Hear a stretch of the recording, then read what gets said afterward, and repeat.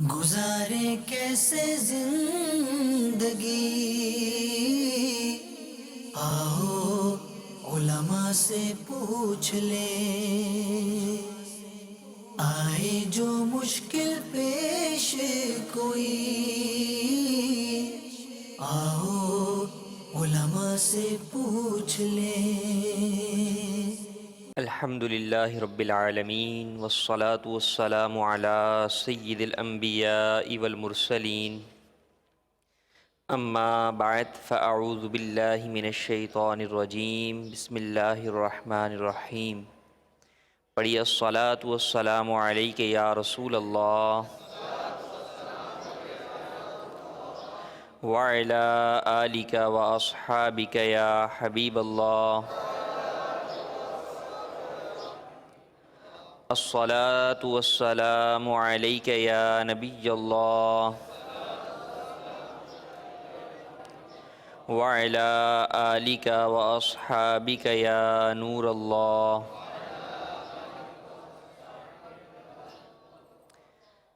فرمان مصطفیٰ صلی اللہ تعالی علیہ وآلہ وسلم، جس شخص نے مجھ پر ایک مرتبہ درود پاک پڑھا، اللہ تبارک و تعالی اس پر 10 رحمتیں نازل فرماتا ہے۔ صلو علی الحبیب صلی اللہ تعالی علی محمد صلی اللہ تعالی۔ آج کے فرض علوم میں ہمارے 2 موضوع ہیں۔ نمبر 1 اوقات نماز کا بیان، اور نمبر 2 اذان کا بیان۔ چونکہ شرائط نماز سے متعلق یہ بات آپ جان چکے ہیں کہ اس میں ایک شرط جو کہ ضروری ہے کہ اس کا بھی ہونا نماز کی ادائیگی کے لیے ضروری ہے، وہ یہ کہ اس نماز کا وقت ہو چکا ہو۔ اگر وقت نہیں ہوگا اور نماز پڑھیں گے تو وہ نماز نہیں ہوگی، کیونکہ جو اس کی شرط ہے وہ مفقود ہو جائے گی، وہ شرط نہیں پائی جائے گی۔ تو جب نماز سے پہلے جو شرائط ہیں ان میں یہ شرط وقت کا ہونا بھی ہے، تو یہ جاننا ضروری ہے کہ کس نماز کا کون سا وقت ہے، اور اس کے ساتھ ہی ساتھ یہ بھی کہ وہ کون سے اوقات ہیں جن میں نماز پڑھنا منع ہے۔ پھر بعض وہ اوقات ہیں جن میں فرض پڑھنے کی تو اجازت ہے، لیکن نفل پڑھنا جو ہے وہ منع کیا گیا، اور بعض وہ ہیں جن میں فرض اور نفل دونوں ہی منع ہیں۔ اوقات سے متعلق اللہ تبارک و تعالی قرآن مجید میں ارشاد فرماتا ہے، ان الصلاۃ کانت علی المؤمنین کتابا موقوتا۔ ترجمہ، بے شک نماز ایمان والوں پر فرض ہے، وقت باندھا ہوا، یعنی ایک مقررہ وقت کے اندر جو ہے وہ نماز پڑھنا فرض کیا گیا۔ ایک اور آیت مبارکہ سے اوقات نماز سے متعلق رہنمائی ملتی ہے، چنانچہ اللہ تبارک و تعالی ارشاد فرماتا ہے، فَسُبْحَانَ اللَّهِ حِينَ تُمْسُونَ وَحِينَ تُصْبِحُونَ وَلَهُ الْحَمْدُ فِي السَّمَاوَاتِ وَالْأَرْضِ وَعَشِيًّا وَحِينَ تُظْهِرُونَ۔ ترجمہ، اللہ کی تسبیح کرو جس وقت تم شام کرو،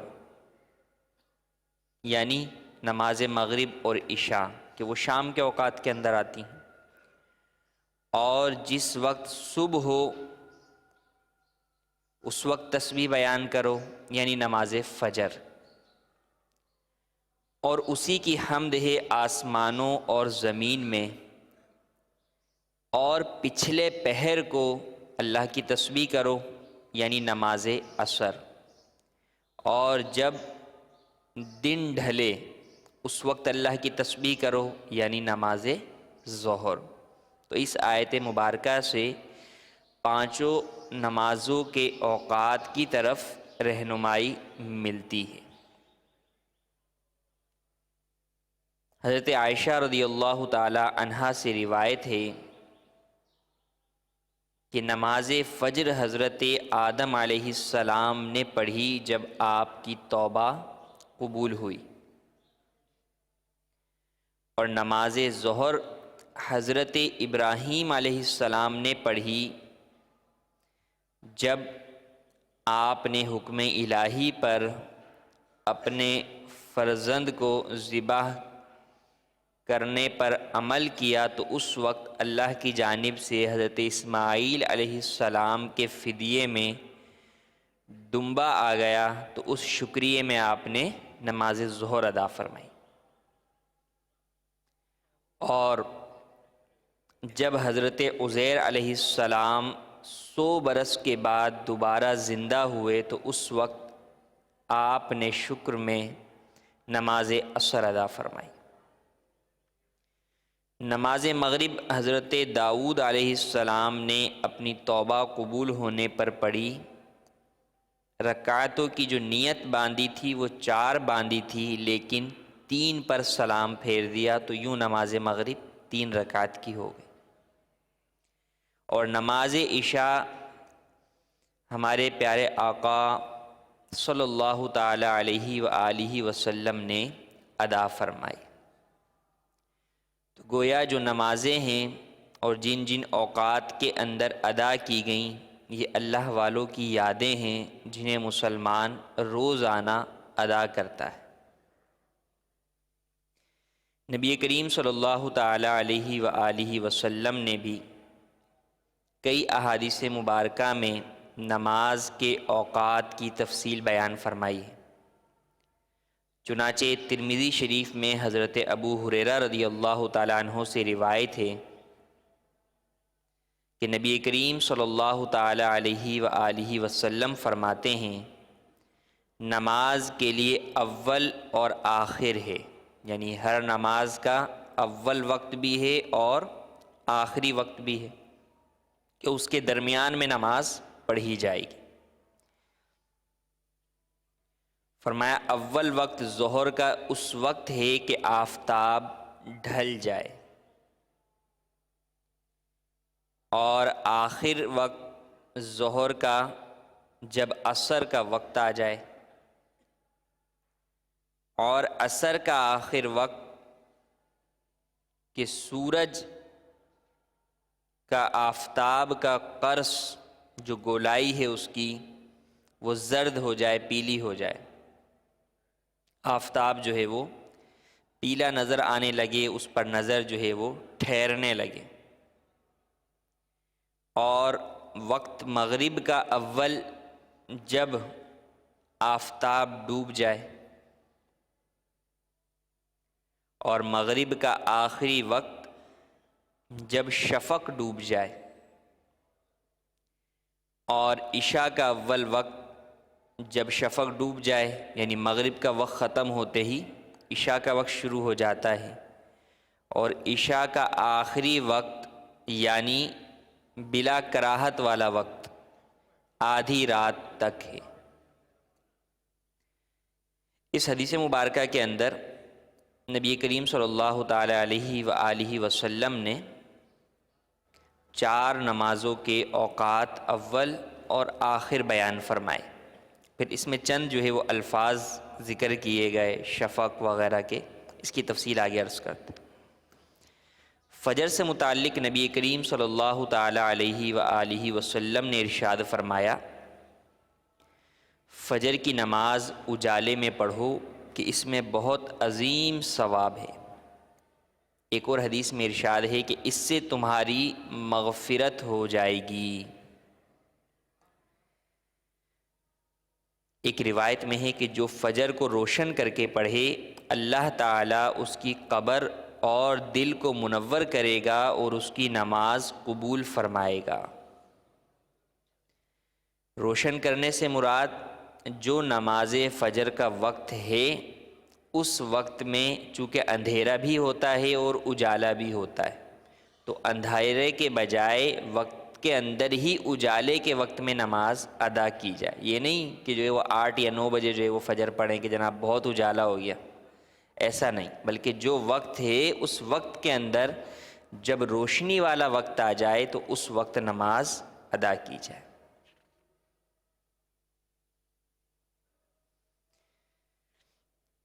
نبی کریم صلی اللہ تعالیٰ علیہ وآلہ وسلم کی احادیث مبارکہ میں جہاں ہمیں نمازوں کے اول اور آخر وقت کا معلوم ہوتا ہے، وہیں ان نمازوں کے مستحب اوقات بھی بیان کیے گئے۔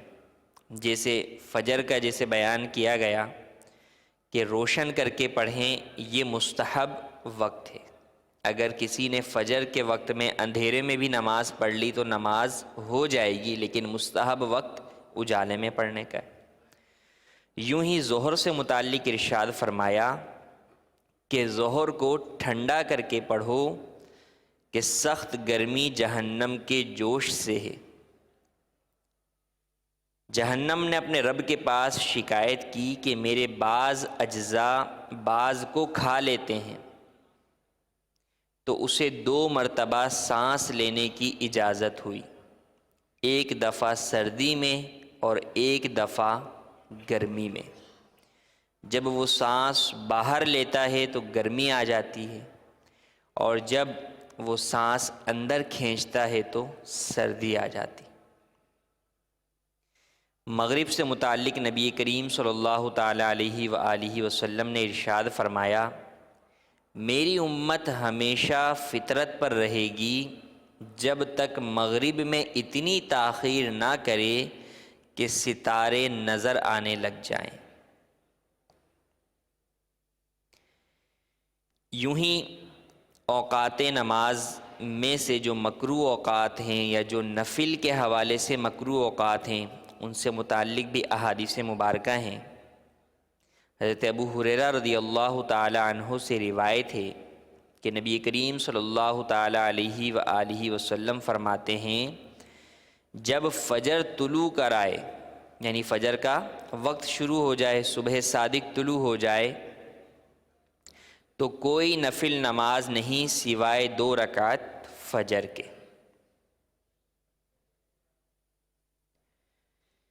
3 اوقات ایسے ہیں کہ جن کے اندر نماز پڑھنا مکروہ ہے، کوئی بھی نماز۔ ان اوقات سے متعلق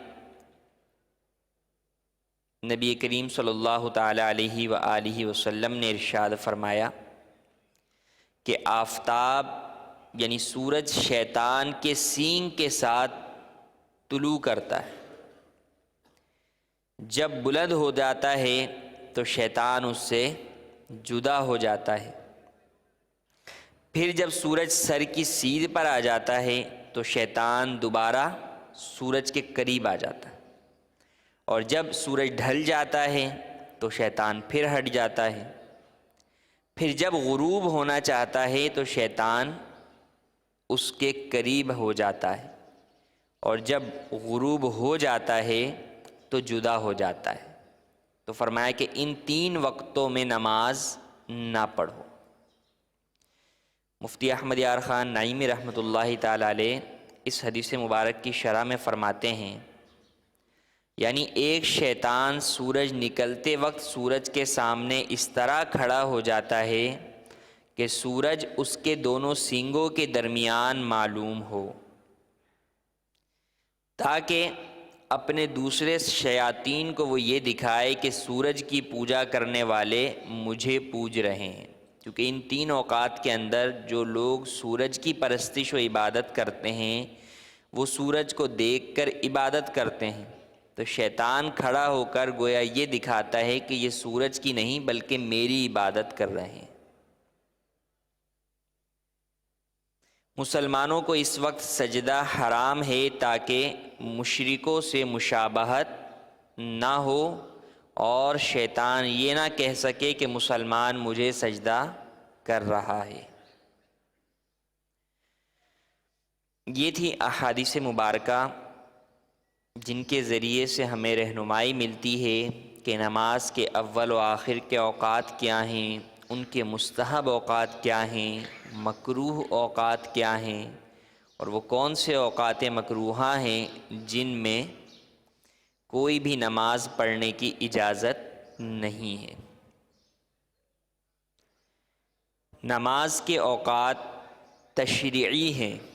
تشریعی سے مراد کہ ان میں عقل کو دخل نہیں ہے کہ فجر کے وقت میں ظہر کیوں نہیں ہے، یا فجر جو ہے وہ اتنی صبح ہی کیوں ہے، تھوڑا لیٹ کیوں نہیں ہے، یا عشاء اتنی جلدی کیوں ہے، لیٹ کیوں نہیں ہے۔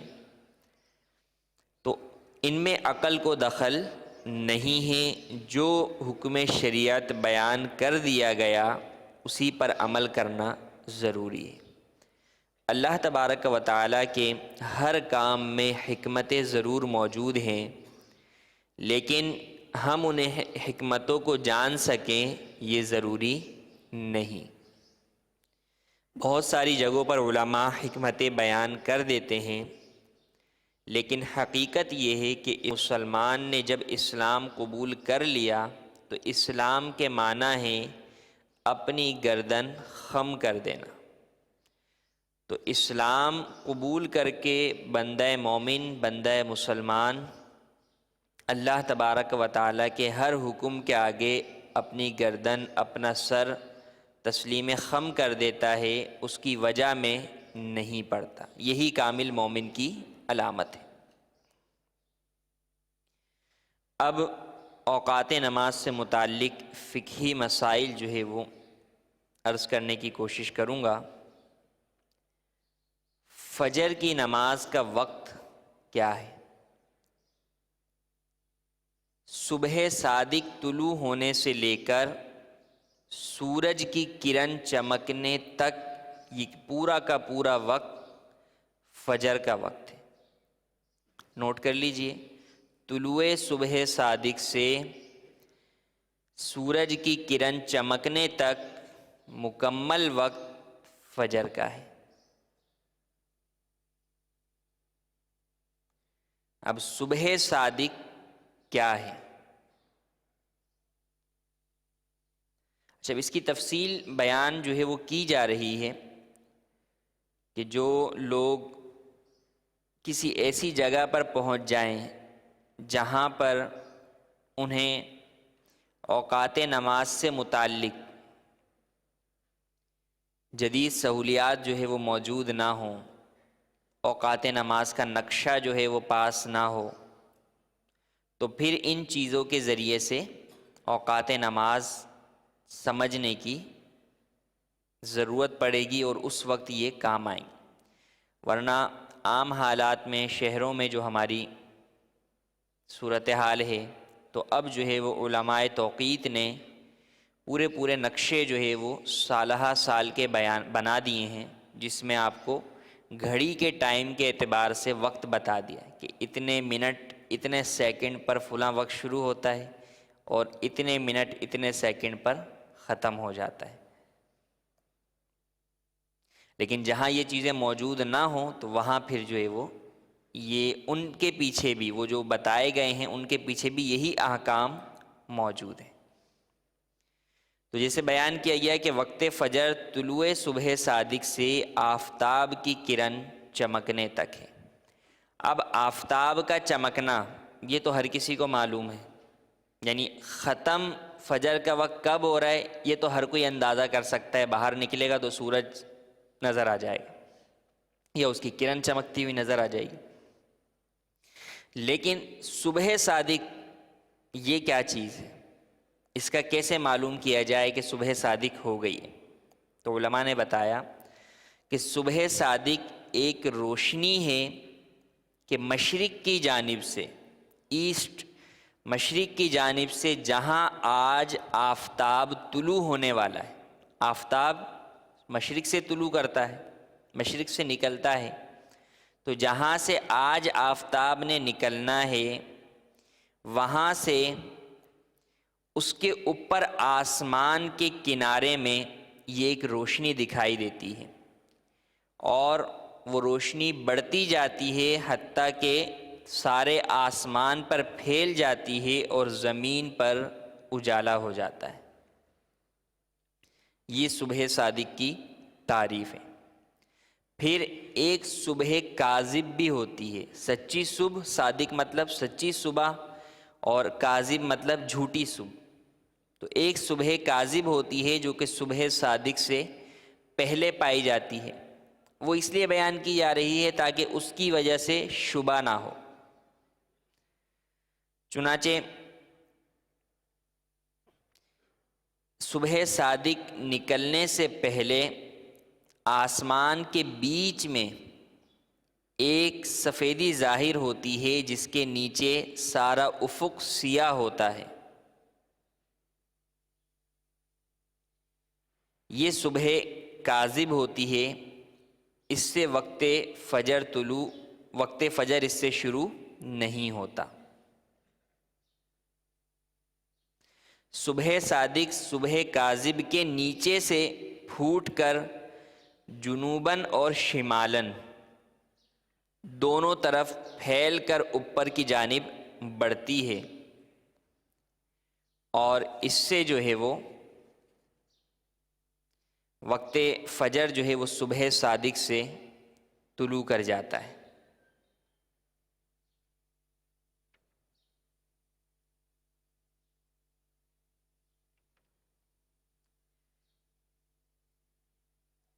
صبح صادق سے لے کر طلوع آفتاب تک، آفتاب کی کرن چمکنے تک جو مکمل وقت فجر ہے، اس میں کوئی مکروہ وقت نہیں. وقت فجر میں کوئی مکروہ وقت نماز فجر کے لیے نہیں ہے، یا کسی فرض نماز کے لیے نہیں ہے. البتہ نفل کے لیے جو ہے وہ مکروہ وقت ہے، جس کی تفصیل آگے آ رہی. دوسری نماز وقت ظہر اور جمعہ. جو ظہر کا وقت ہے وہی جمعے کا بھی وقت ہے. آفتاب ڈھلنے سے وقت ظہر شروع ہو جاتا ہے اور اس وقت تک باقی رہتا ہے جب کہ ہر چیز کا سایہ اس کے اصلی سائے سے بڑھ کر دگنا ہو جائے.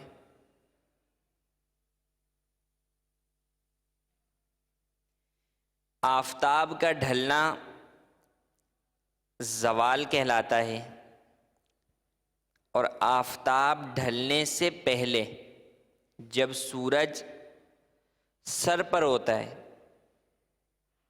یہ جو ہے وہ مکروہ وقت ہوتا ہے، جس کو ضحوہ کبریٰ کا وقت کہتے ہیں. اور ہمارے ہاں عوام میں اس مکروہ وقت کو زوال کا وقت بھی کہتے ہیں. لیکن زوال کا وقت جو ہے وہ مکروہ وقت نہیں ہوتا. زوال کا مطلب جب سورج زائل ہو رہا ہے، ڈھل رہا ہے. تو جب سورج ڈھلتا ہے تو وقت ظہر شروع ہو جاتا ہے. ڈھلنے سے پہلے پہلے جو وقت ہوتا ہے وہ مکروہ وقت ہوتا ہے. جب کسی چیز کا سایہ اصلی سائے کے علاوہ دگنا ہو جائے تو پھر ظہر کا وقت ختم ہو جاتا ہے. اب آفتاب ڈھلنے کی پہچان کس طرح کی جائے؟ فرمایا کہ بالکل برابر زمین میں ایک ہموار لکڑی اس طرح سیدھی نصب کریں کہ مشرق یا مغرب کو جھکی ہوئی نہ ہو. جب یہ لکڑی آپ نے نصب کر دی، کھڑی کر دی، تو اب جب آفتاب بلند ہوتا جائے گا تو اس لکڑی کا سایہ کم ہوتا جائے گا. جب سایہ اس کا کم ہونا بند ہو جائے، ایک جگہ پر سایہ ٹھہر جائے، تو اس کا مطلب اب سورج سر پر آ چکا ہے. اب سورج سر پر آ چکا ہے اور یہ مکروہ وقت ہے. اور پھر اس کے بعد جب سایہ دوبارہ بڑھنا شروع ہوگا تو اس کا مطلب سورج ڈھل رہا ہے، زائل ہو رہا ہے، زوال پذیر ہو رہا ہے، مغرب کی جانب بڑھ رہا ہے. تو اب یہ بڑھنا شروع ہوا تو ظہر کا وقت شروع ہو گیا. اور پھر جب یہ بڑھتے بڑھتے جس وقت سورج سر پر تھا اس وقت اس کا جتنا سایہ تھا جب اس سے ڈبل ہو جائے سایہ، اس سے ڈبل ہو جائے، دگنا ہو جائے سایہ اصلی کے علاوہ اس چیز کا سایہ 2 مرتبہ آگے بڑھ جائے تو پھر ظہر کا وقت ختم ہو جائے۔ ظہر کا بھی پورا وقت جو ہے وہ کراہت سے پاک ہے، اس میں کوئی بھی مکروہ وقت نہیں ہے، نہ فرض کے لیے کوئی مکروہ وقت ہے، نہ نفل کے لیے کوئی مکروہ وقت ہے، پورا وقت ظہر کراہت سے پاک ہے۔ اور جب وقت ظہر ختم ہوتا ہے اسی وقت وقت عصر شروع ہو جاتا ہے۔ وقت فجر کے ختم ہونے کے بعد بیچ میں گیپ آتا ہے، کسی نماز کا وقت نہیں ہوتا، کسی فرض نماز کا وقت نہیں ہوتا، لیکن ظہر اور عصر کا وقت جب ختم ہوتا ہے تو ان کے درمیان آپس میں کوئی وقت خالی نہیں ہے، بلکہ جو ہی ظہر ختم ہوا اسی وقت وقت عصر شروع ہو گیا۔ پھر عصر کا وقت مغرب تک جو ہے وہ مکمل ہوتا ہے، آفتاب ڈوبنے تک عصر کا وقت ہوتا ہے۔ جیسے ہی آفتاب ڈوبتا ہے وقت عصر ختم ہو جاتا ہے۔ البتہ وقت عصر میں آفتاب ڈوبنے سے 20 منٹ پہلے یہ وہ وقت شروع ہو جاتا ہے جس کا حدیث مبارک میں ذکر کیا گیا کہ آفتاب کی جو ٹکیا ہوتی ہے، جو گولائی ہے، وہ زرد پڑنا شروع ہو جاتی ہے، پیلی پڑنا شروع ہو جاتی ہے، اور اس طرح کی ہو جاتی ہے کہ آپ اسے دیکھ سکتے ہیں، ورنہ دوپہر میں تو آفتاب کو نہیں دیکھ سکتے۔ تو اس وقت جب نگاہ ٹھہرنے لگے سورج پر اور وہ زرد ہو جائے تو اس وقت سے پہلے پہلے عصر پڑھ لینی چاہیے، کیونکہ اب مکروہ وقت شروع ہو گیا۔ اگر کوئی شخص نماز عصر کو اتنا لیٹ کرتا ہے بلا عذر شرعی کہ وقت مکروہ شروع ہو جاتا ہے تو وہ گناہگار ہوتا ہے، لیکن چونکہ وقت تو موجود ہے، مکروہ وقت آ گیا، لیکن عصر کا اصلی وقت جو ہے وہ موجود ہے کہ وہ غروب آفتاب پر ختم ہوگا، اس لیے اگرچہ مکروہ وقت آ جائے اس دن کی عصر نہ پڑی ہو تو وہ لازمی طور پر پڑھ لے تاکہ عصر ادا ہو جائے۔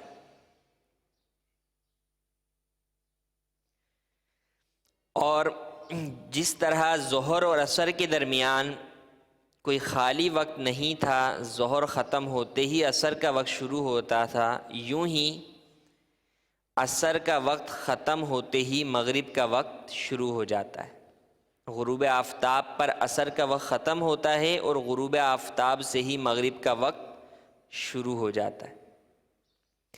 مغرب کا وقت جو ہے وہ ختم ہوتا ہے شفق کے غروب ہونے پر۔ اب یہ شفق کیا ہے؟ جانب مغرب میں جب سورج ڈوب جاتا ہے تو اس کے بعد سرخی جو ہے وہ پائی جاتی ہے۔ اس سرخی کے ڈوبنے کے بعد جنوباً اور شمالاً، جنوباً اور شمالاً، جنوب اور شمال مطلب ساؤتھ اور نارتھ، صبح صادق کی طرح سفیدی پھیلتی ہے۔ جب یہ سفیدی جو پھیلی ہوئی ہے یہ بھی غروب ہو جائے، یہ سفیدی بھی غروب ہو جائے تو مغرب کا وقت ختم ہو جائے گا، اور جو ہی مغرب کا وقت ختم ہوگا عشاء کا وقت شروع ہو جائے گا۔ البتہ جس طرح عصر کے وقت میں مکروہ وقت تھا اسی طرح مغرب میں بھی مکروہ وقت ہے، اور وہ کیا ہے کہ مغرب کو اتنی تاخیر سے ادا کرنا کہ آسمان پر ستارے نظر آنے لگ جائیں، واضح طور پر ستاروں کا جمگھٹا نظر آنے لگ جائے، تو اتنی تاخیر کرنا مغرب میں یہ مکروہ ہے، اس سے پہلے پہلے جو ہے وہ مغرب پڑھ لی جائے۔ اور شفق کے ڈوبنے سے لے کر صبح صادق تک، یعنی فجر کا وقت شروع ہونے تک عشاء اور وتر کی نماز کا وقت ہے۔ ہر روز جتنا وقت صبح صادق سے لے کر طلوع آفتاب تک یعنی فجر کا ہوتا ہے، اتنا ہی وقت مغرب کا ہوتا ہے۔ عشاء اور وتر کا وقت ایک اعتبار سے، وقت کے اعتبار سے تو یوں ہے کہ شفق یعنی مغرب کا وقت ختم ہونے سے لے کر صبح صادق تک ہے، فجر تک ہے، لیکن وتر کی نماز عشاء سے پہلے نہیں ہو سکتی۔ وتر کی نماز عشاء سے پہلے نہیں ہو سکتی، بلکہ وتر کے لیے یہ ضروری ہے کہ وہ عشاء کے فرض کے بعد ہو۔ اگر کسی نے جو ہے وہ جان بوجھ کر وتر جو ہے وہ پہلے پڑھ لی اور بعد میں عشاء پڑھی تو وتر نہیں ہوئی، وہ دوبارہ پڑھنی ہوگی۔ جن شہروں میں عشاء کا وقت نہ آئے، بعض ایسے شہر ہیں جیسے لندن وغیرہ کی اندر بعض راتیں ایسی آتی ہیں کہ ان میں فقہ حنفی میں حضرت امام اعظم ابو حنیفہ رضی اللہ تعالی عنہ کے وقت کے مطابق نماز عشاء کا وقت نہیں آتا، تو ان جگہوں پر صاحبین یعنی امام اعظم رضی اللہ تعالی عنہ کے جو شاگرد ہیں حضرت امام ابو یوسف اور حضرت امام محمد رحمۃ اللہ تعالی علیہما، ان کے قول کے مطابق عشاء کی نماز ادا کی جائے۔ اور وہ آپ اگر اوقات نماز کا جو نقشہ ہے اس میں دیکھیں گے تو اس میں اس کو مینشن کیا ہوگا شافعی وقت کے نام سے، کہ اسی وقت پر، اسی قول پر صاحبین کا بھی وقت ہے اور امام شافعی رحمۃ اللہ تعالی علیہ کے نزدیک بھی اسی وقت عشاء کا وقت شروع ہوتا ہے۔ تو جب امام اعظم ابو حنیفہ رضی اللہ تعالیٰ عنہ کے مذہب کے مطابق وقت نہ آئے عشاء کا، تو صاحبین کے قول کے مطابق وہاں عشاء پڑھی جائے۔ اور بعض ایسے ایام بھی آتے ہیں جہاں پر صاحبین کے قول کے مطابق بھی عشاء کا وقت نہیں آتا، تو وہاں پر ایسے افراد عشاء اور وتر کی قضا پڑھیں گے۔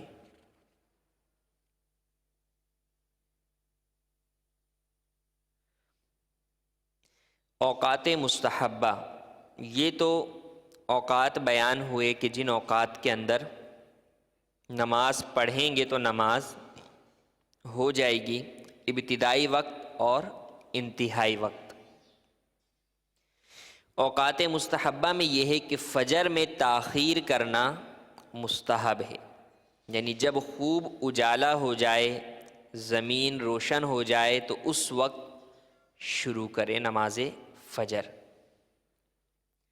مگر ایسا وقت ہونا مستحب ہے کہ نماز کے اندر 40 سے 60 آیتیں ترتیل کے ساتھ پڑھ سکے، پھر سلام پھیرنے کے بعد اتنا وقت فجر باقی رہے کہ اگر نماز میں کوئی فساد ظاہر ہو گیا، نماز میں کوئی فساد ظاہر ہو گیا تو طہارت کر کے دوبارہ ترتیل کے ساتھ 40 سے 60 آیتیں پڑھ لے۔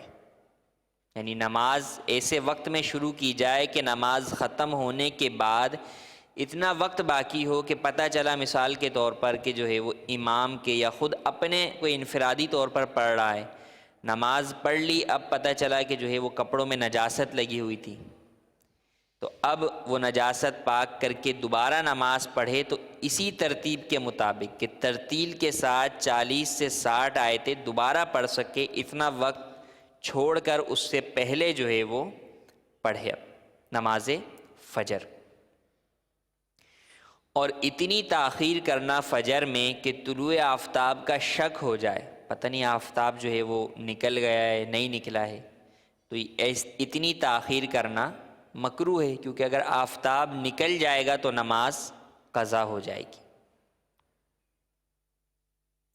عورتوں کے لیے ہمیشہ نماز فجر کے اندر اندھیرا مستحب ہے کہ وہ اول وقت کے اندر ہی نماز فجر ادا کر لیں، اور باقی نمازوں میں عورتوں کے لیے بہتر یہ ہے کہ مردوں کی جماعت کا انتظار کریں، جب جماعت ہو جائے اس کے بعد اپنی نماز گھروں میں علیحدہ علیحدہ پڑھ لیں۔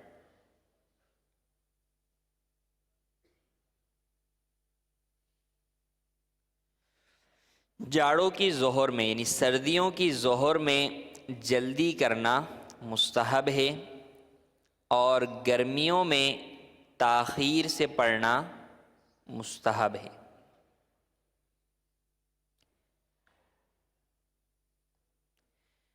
یہ جو مستحب اوقات بیان کیے جا رہے ہیں یہ اس وقت ہے کہ جب کہ جماعت اس کے علاوہ نہ ہوتی ہو۔ اگر جو ہے وہ جیسے ظہر کے اندر فرمایا گیا کہ گرمیوں میں تاخیر سے ظہر پڑھنا مستحب ہے، لیکن جماعت مسجد کے اندر جو عموماً ہمارے ہاں ہوتی ہے وہ 1:30 بجے ہوتی ہے، تو یہ تاخیر والا وقت نہیں ہے بلکہ ابتدائی وقت ہے۔ تو اب یہ نہیں کہ مستحب وقت میں نماز ادا کرنے کے لیے جماعت کو چھوڑ دیا جائے، اس کی اجازت ہرگز نہیں ہے، کیونکہ جماعت واجب ہے، تو ایک مستحب وقت کو پانے کے لیے جماعت ترک نہیں کی جا سکتی۔ جمعہ کا وقت ہی ہے جو نماز ظہر کا ہے۔ عصر کی نماز میں ہمیشہ تاخیر مستحب ہے، جبکہ مکروہ وقت سے پہلے پہلے ادا کر لیجیے۔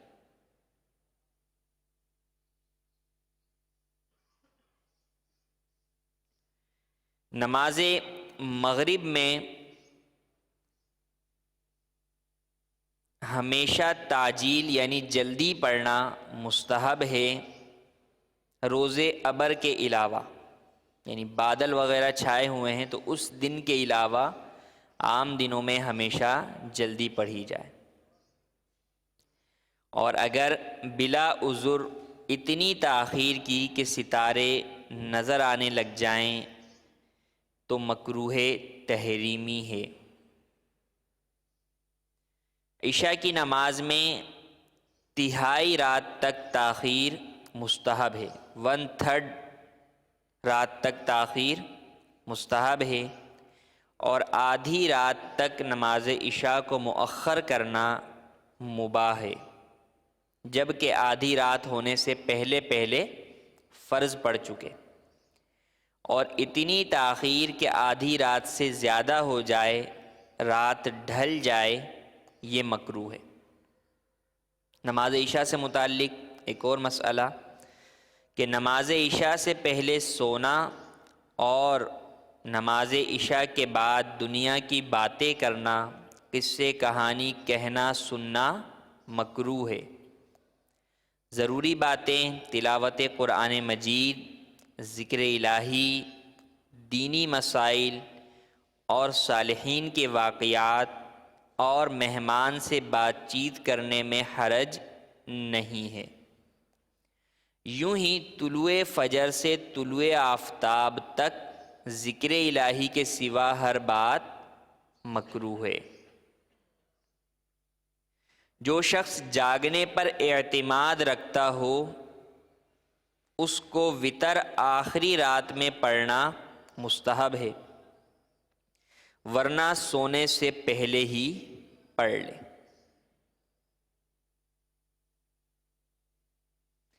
ہر نماز کا ایک مقررہ وقت ہے جس میں اس نماز کو ادا کرنا ضروری ہے۔ دو نمازوں کا ایک وقت میں جمع کرنا حرام ہے، خواہ اس طرح ہو کہ دوسری نماز کو پہلی کے وقت میں پڑھ لیں، مثلا ظہر کے وقت میں یا عصر پڑھ لیں، یا اس طرح کہ پہلی نماز کو دوسری کے وقت میں پڑھیں، جیسے عشاء کے اندر مغرب بھی پڑھ لیں، کہ پہلی صورت میں تو بعد والی نماز ہوگی ہی نہیں، جیسے ظہر کے وقت میں عصر پڑھ لی تو جب عصر کا وقت شروع ہی نہیں ہوا تو نماز نہیں ہوگی، اور جو دوسری صورت ہے کہ عشاء کے وقت میں مغرب پڑھی تو اس صورت کے اندر گویا مغرب کی نماز قضا کرنے کا گناہ لازم آئے گا۔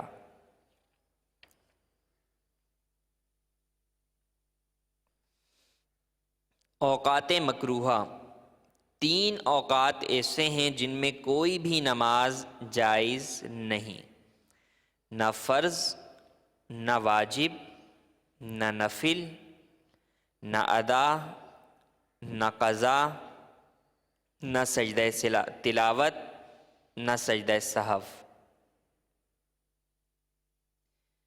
نمبر 1، طلوع آفتاب سے لے کر 20 منٹ بعد تک کا وقت۔ نمبر 2، ضحوہ کبریٰ کا وقت زوال آفتاب تک، یعنی وقت ظہر شروع ہونے تک۔ اور نمبر 3، غروب آفتاب سے 20 منٹ پہلے سے لے کر غروب آفتاب تک۔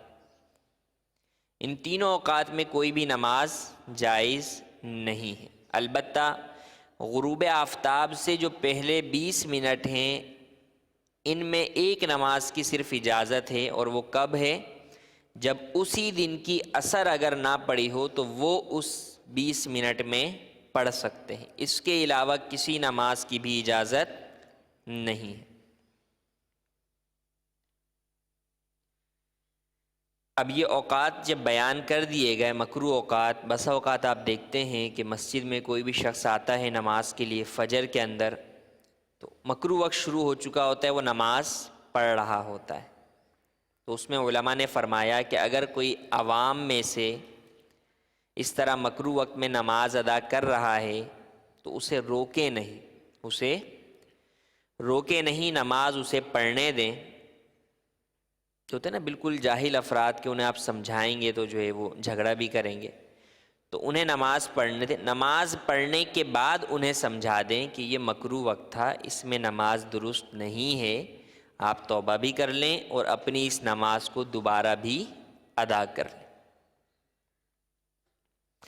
جنازہ اگر ان مکروہ اوقات میں لایا گیا تو اسی وقت پڑھ سکتے ہیں، کوئی کراہت نہیں ہے۔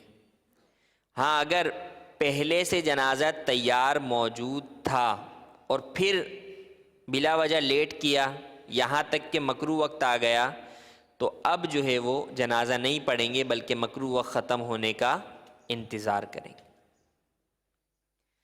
ان اوقات میں آیت سجدہ پڑھی تو بہتر یہ ہے کہ سجدے میں بھی تاخیر کریں، یعنی وقت مکروہ گزر جانے کے بعد سجدہ کریں، اور اگر وقت مکروہ میں ہی سجدہ کر لیا تو بھی سجدہ ہو جائے گا، اور اگر سجدے کی آیت کی تلاوت تو غیر مکروہ وقت میں کی تھی اور اب سجدہ مکروہ وقت میں کرنا چاہتے ہیں تو اب اس کی ہرگز اجازت نہیں ہے۔ ان اوقات میں قضا نماز بھی ناجائز ہے، اگر قضا شروع کر لی تو واجب ہے کہ توڑ دے اور بعد میں دوبارہ پڑھے۔ یوں ہی ان وقتوں میں اگر کوئی نفل نماز شروع کی ہے تو وہ توڑ دے اور اب اس نماز کو دوبارہ پڑھنا غیر مکروہ وقت میں لازم ہے کہ اب وہ نماز واجب ہو گئی۔ نفل شروع کر کے توڑ دی جائے تو اب وہ واجب ہو جاتی ہے، نفل شروع کرنے سے ہی واجب ہو جاتی ہے۔ ان مکروہ اوقات کے اندر تلاوت قرآن مجید کرنا بہتر نہیں ہے، بلکہ ان اوقات کے اندر ذکر و درود میں مشغول رہا جائے۔ ان 3 مکروہ اوقات کے علاوہ 12 اوقات وہ ہیں جن میں نفل پڑھنا منع ہے۔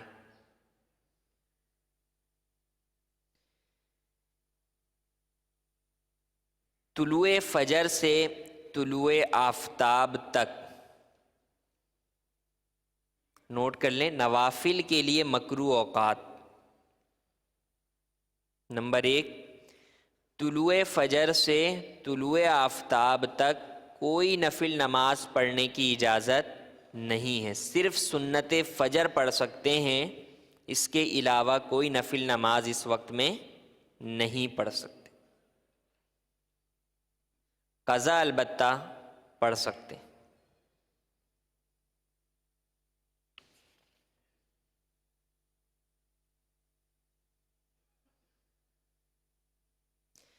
اپنے مذہب کی جماعت کے لیے اقامت ہوئی، حنفی ہے، حنفی نماز کا امام جو ہے وہ نماز پڑھا رہا ہے اور اس نماز کے لیے اقامت ہوئی، تو اقامت سے لے کے جماعت ختم ہونے تک نفل اور سنت پڑھنا مکروہ تحریمی ہے۔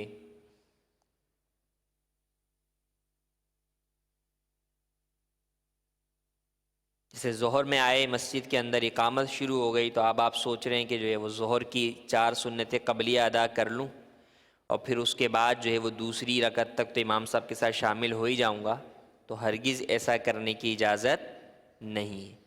لیکن ایک صورت ہے اور وہ ہے فجر کی، کہ اگر آپ مسجد میں آتے ہیں اور نماز فجر شروع ہو چکی ہے یا اس کی اقامت ہو چکی ہے اور آپ کو پتہ ہے کہ اگر میں سنتیں پڑھوں گا تو میری نماز فوت ہو جائے گی، یوں کہ امام صاحب سلام پھیر دیں گے، جماعت فوت ہو جائے گی، تو سنت پڑھنے کی اجازت نہیں ہے، بلکہ جماعت میں ہی شریک ہونے کا حکم ہوگا۔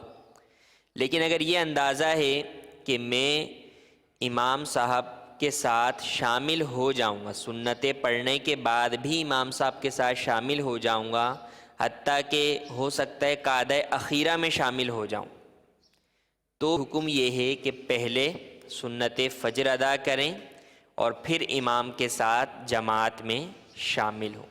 ہاں، اس بات کا خیال رکھیں کہ سنت فجر جو ہے وہ تھوڑا ہٹ کر جو ہے وہ کسی جگہ دیوار وغیرہ کی آڑ میں پڑھیں، تاکہ دیگر نمازی جو جماعت میں صف میں شامل ہونا چاہتے ہیں تو انہیں جانے میں پریشانی نہ ہو۔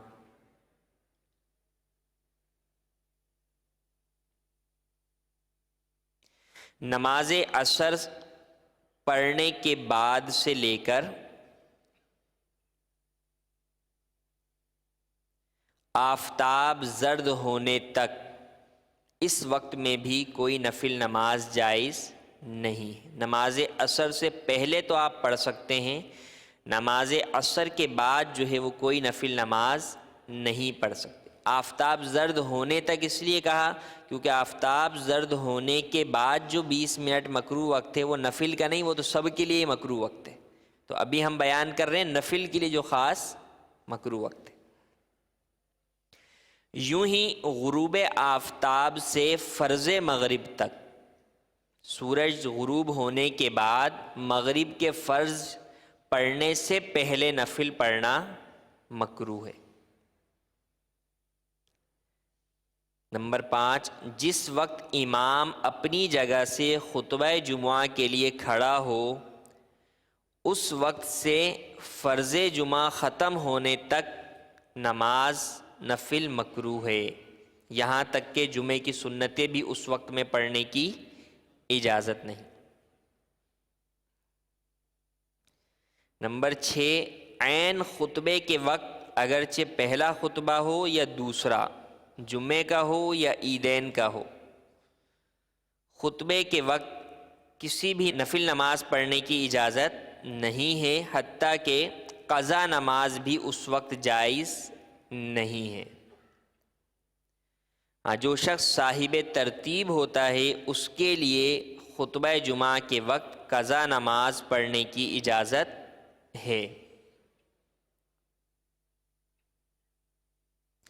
جمعے کی سنتیں شروع کی امام صاحب نے، جیسے ہمارے ہاں وقت دیا جاتا ہے سنتوں کا، اب سنتیں شروع کی لیکن خطبہ شروع ہو گیا درمیان میں ہی، 2 رکعت سنت پڑھی 4 رکعت کی نیت باندھ کر، اور خطبہ شروع ہو گیا تو اب کیا توڑ دے اور خطبے میں شامل ہو جائے؟ ایسا نہیں ہے، بلکہ اپنی سنتیں مکمل کرے گا۔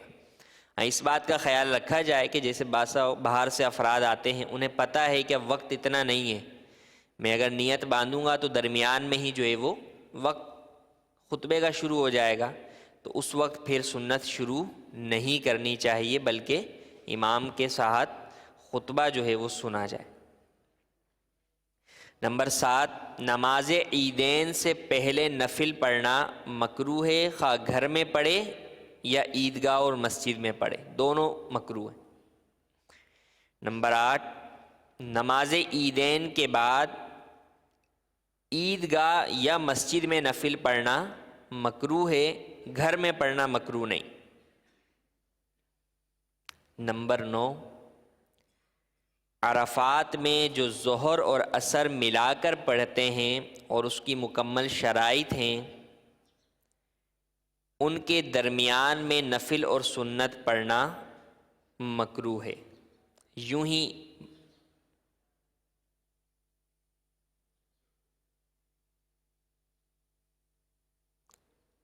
عرفات میں جو ظہر اور عصر ملا کر پڑھتے ہیں، ان کے درمیان میں اور بعد میں بھی نفل اور سنت پڑھنا مکروہ ہے۔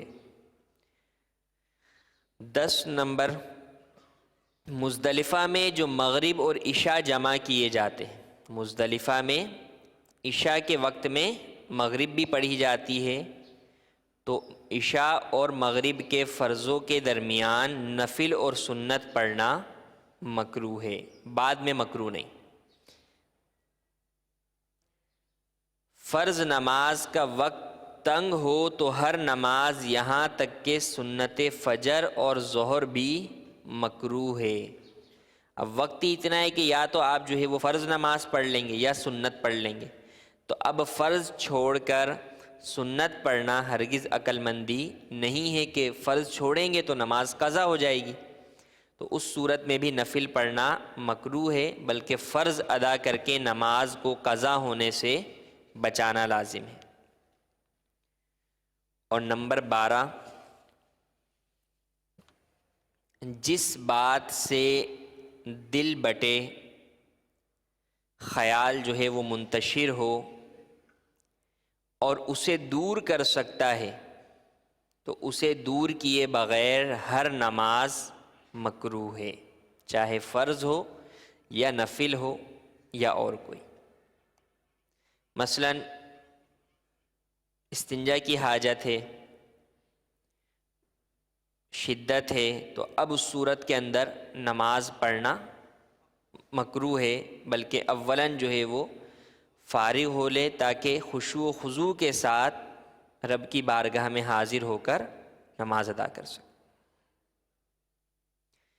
اب جو مکروہ اوقات ہیں، ان اوقات میں ایک اس بات کا خیال رکھنا ضروری ہے، خاص کر جو نفل کے مکروہ اوقات ہیں، کہ ان میں قضا نماز پڑھنے کی تو بعض جگہوں پر اجازت ہے، جیسے فجر کا وقت ہے، فجر کی نماز کے بعد آپ جو ہے وہ قضا پڑھ سکتے ہیں، یوں ہی عصر کے بعد سورج زرد ہونے سے پہلے پہلے تک آپ جو ہے وہ قضا پڑھ سکتے ہیں، لیکن ان اوقات میں مسجد میں قضا ہرگز نہ پڑھی جائے، کیونکہ مسجد میں قضا پڑھیں گے تو یا تو کوئی آپ کو روکے ٹوکے گا اور کہ بھئی اس ٹائم کیا پڑھ رہے ہو، نفل تو جو ہے وہ ہے نہیں، تو اب آپ کو یا تو بتانا پڑے گا کہ میں قضا پڑھ رہا ہوں، تو قضا نماز کا اظہار کرنا، چونکہ قضا ایک گناہ ہے تو اس کا اظہار کرنا بھی گناہ ہے، تو اس کی اجازت نہیں ہے۔ یا پھر کوئی یہ سوچے گا آپ کے بارے میں، بدگمانی میں مبتلا ہوگا کہ دیکھیں یہ جو ہے وہ مکروہ وقت کے اندر نفل پڑھ رہے ہیں، تو اس لیے مسجد کے اندر جو ہے وہ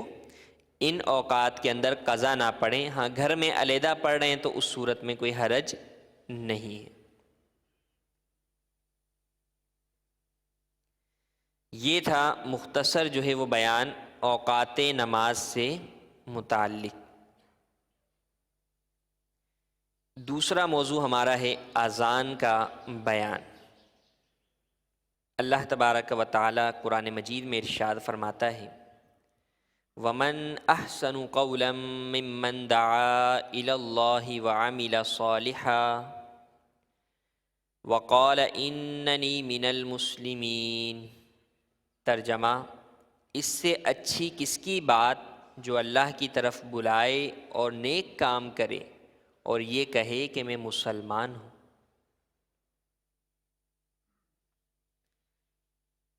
اذان کے معنی اعلان اور اطلاع عام کے ہیں۔ اذان کے لغوی معنی اعلان اور اطلاع عام کے ہیں۔ شریعت میں خاص الفاظ سے نماز کی اطلاع کا نام اذان ہے۔ سب سے پہلی اذان حضرت جبریل امین علیہ السلام نے معراج کی رات بیت المقدس میں دی، جب نبی کریم صلی اللہ علیہ وآلہ وسلم نے سارے انبیاء کو نماز پڑھائی۔ مگر مسلمانوں میں ہجرت کے بعد پہلی ہجری میں اذان شروع ہوئی۔ جمعہ اور جماعت پنجگانہ کے لیے اذان سنت مؤکدہ، شعار اسلام اور قریب بواجب ہے۔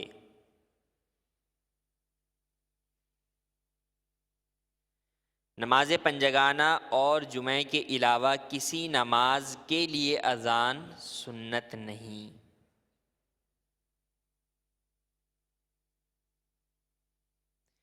نماز کے علاوہ 9 جگہ اذان کہنا مستحب ہے۔ بچے کے کان میں اذان کہنا، آگ لگتے وقت اذان کہنا، جنگ میں جب لڑائی زوروں پر ہو اس وقت اذان کہنا، جنات کے غلبے کے وقت اذان کہنا، غمزدہ اور غصے والے کے کان میں اذان کہنا، مسافر جب راستہ بھول جائے تو اذان کہے، مرگی والے کے پاس اذان کہنا، اور میت کو دفن کرنے کے بعد قبر پر اذان کہنا، یہ مستحب ہے۔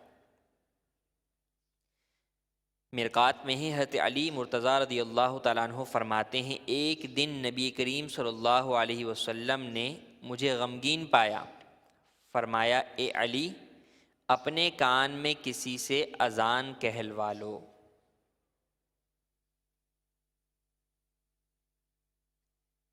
مدینہ المنورہ کے اندر جب مسجد نبوی تعمیر ہو گئی، مسلمان جو ہے وہ نماز پڑھنے کے لیے آنے لگے، مسلمانوں کی کثرت ہوئی، تو پھر اس بارے میں غور و فکر شروع ہوئی کہ اب لوگوں کو نماز کے لیے کس طرح بلایا جائے جماعت کے لیے۔ مختلف جو ہے وہ مشورے ہوئے، کسی نے اذان بلانے کے لیے کوئی طریقہ بیان کیا، کسی نے کوئی طریقہ بیان کیا۔ پھر ایک رات حضرت امیر المؤمنین فاروق اعظم رضی اللہ تعالیٰ عنہ اور حضرت عبداللہ بن زید رضی اللہ تعالیٰ عنہ کو خواب میں اذان بتائی گئی۔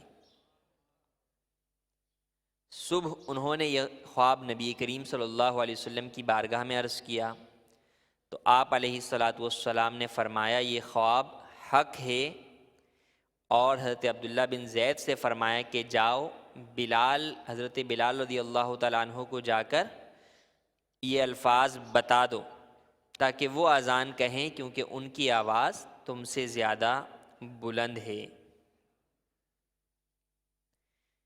اذان کہنے کی بہت فضیلتیں احادیث میں مذکور ہوئیں، ان میں سے چند عرض کرتا ہوں۔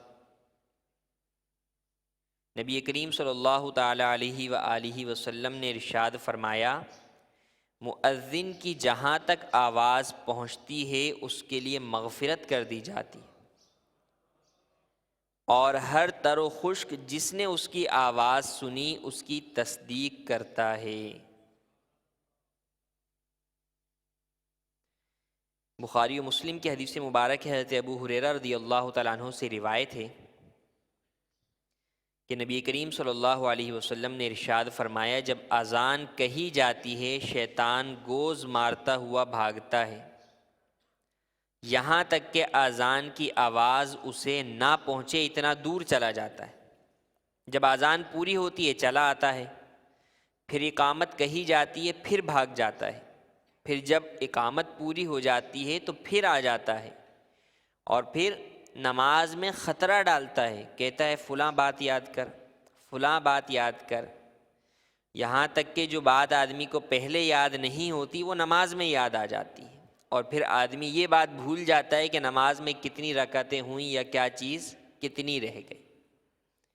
تو اس حدیث مبارک سے پتہ چلا کہ اذان کا یہ فائدہ ہے کہ اذان سے شیطان دور بھاگ جاتا ہے۔ ایک حدیث میں فرمایا کہ شیطان جب اذان سنتا ہے تو اتنی دور بھاگ جاتا ہے جیسے روحا، اور روحا کا مقام مدینے سے 36 میل کے فاصلے پر ہے۔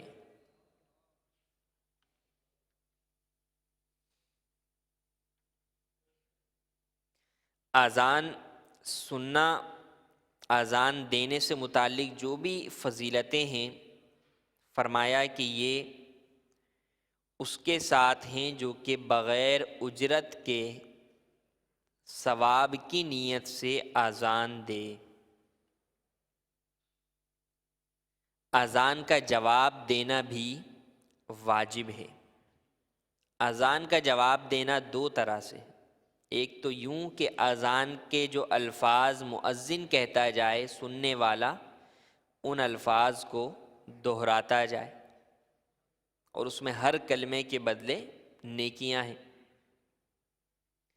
جو اصل واجب ہے وہ ہے اذان کے جواب میں نماز ادا کرنا۔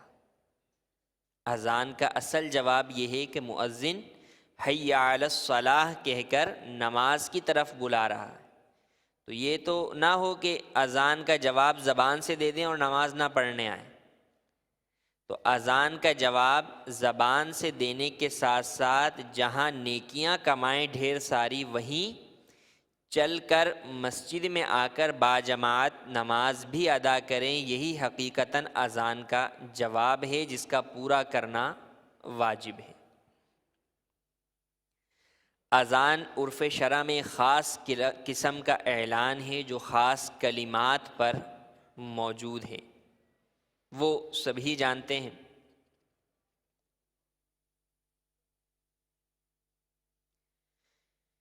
جسے بیان کیا گیا کہ فرض پنجگانہ اور جمعہ کی نمازیں جب مسجد میں جماعت مستحبہ کے ساتھ ادا کی جائیں تو ان کے لیے اذان سنت مؤکدہ ہے۔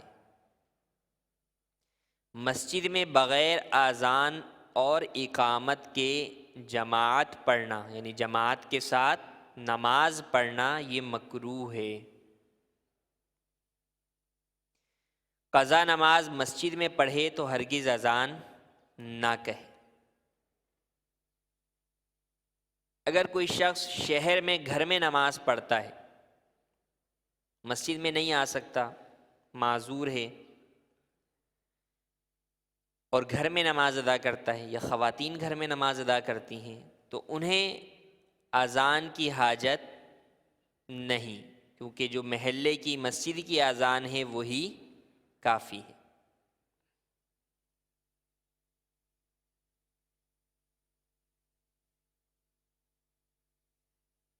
جماعت بھر کی نماز قضا ہو گئی، کسی ایک فرد کی نماز کا قضا ہونا ایک علیحدہ ہے، جسے اس میں بیان فرما دیا کہ قضا نماز مسجد میں پڑھیں گے تو اذان نہیں کہیں گے، لیکن مکمل ایک جماعت کی ہی نماز قضا ہو گئی تو اذان و اقامت سے پڑھیں۔ اور اگر علیحدہ اکیلے کسی فرد کی نماز قضا ہوئی تو اذان و اقامت کہہ سکتا ہے جبکہ تنہا ہو، ورنہ قضا کا اظہار کرنا مکروہ ہے، گناہ ہے۔ اسی وجہ سے مسجد میں قضا پڑھنے کو بھی مکروہ قرار دیا گیا ہے۔ قضا نماز کبیرہ گناہ ہے کہ جب وقت گزر جائے کسی نماز کا تو یہ نماز قضا ہو گئی، اور یہ ایک کبیرہ گناہ ہے۔ تو گناہ کا اظہار کرنا بھی گناہ ہے، اور اس کے اندر دیکھیں کہ کتنے پیارے جو ہے وہ چیزیں بیان کی گئیں کہ مسجد میں نماز ادا نہ کرے قضا نماز، کہ اس میں دوسروں پر اپنی گناہ کا اظہار ہوگا۔ یوں ہی وتر کی نماز قضا کرے تو اس میں فرمایا کہ دعائے قنوت میں جو ہاتھ اٹھاتا ہے وہ ہاتھ نہ اٹھائے، فقط تکبیر کہہ لے۔ سورہ فاتحہ پڑھی تیسری رکعت میں اور اس کے ساتھ سورت ملا لی، اب ہاتھ نہ اٹھائے کہ ہاتھ اٹھائے گا تو سامنے والے کو پتہ چلے گا یہ عصر کی نماز میں ہاتھ اٹھا کے کون سی نماز پڑھ رہا ہے، تو قضا کا اظہار ہوگا۔ تو اس سے بچنے کے لیے فرمایا کہ فقط زبان سے جو ہے وہ اللہ اکبر تکبیر قنوت کہہ کر قنوت پڑھ لے، ہاتھ نہ اٹھائے۔ وقت کے اندر اذان ہونا ضروری ہے۔ اگر وقت سے پہلے اذان کہی گئی تو وہ اذان نہیں ہوئی، اس اذان کو دوبارہ پڑھا جائے گا۔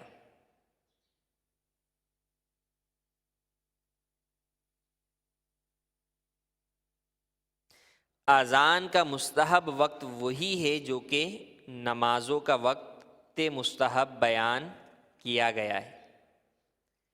عورتوں کا اذان و اقامت کہنا مکروہ تحریمی ہے، گناہگار ہوں گی۔ عورت اپنی نماز پڑھتی ہو، ادا پڑھے یا قضا، اس کی اذان و اقامت مکروہ ہے، اور ان کی جماعت بھی مکروہ تحریمی ہے۔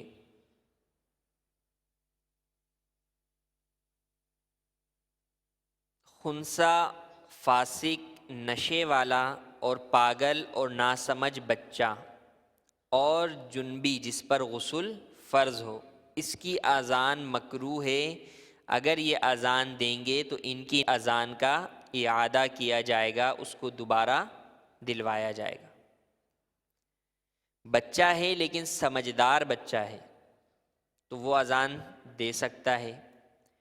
یوں ہی اندھا بھی اذان دے سکتا ہے، جبکہ وہ کسی سے معلوم کر لے کہ بھئی وقت شروع ہو گیا نماز کا، تو پھر اس کے بعد وہ بھی اذان کہہ سکتا ہے، اس کی اذان بھی درست ہے۔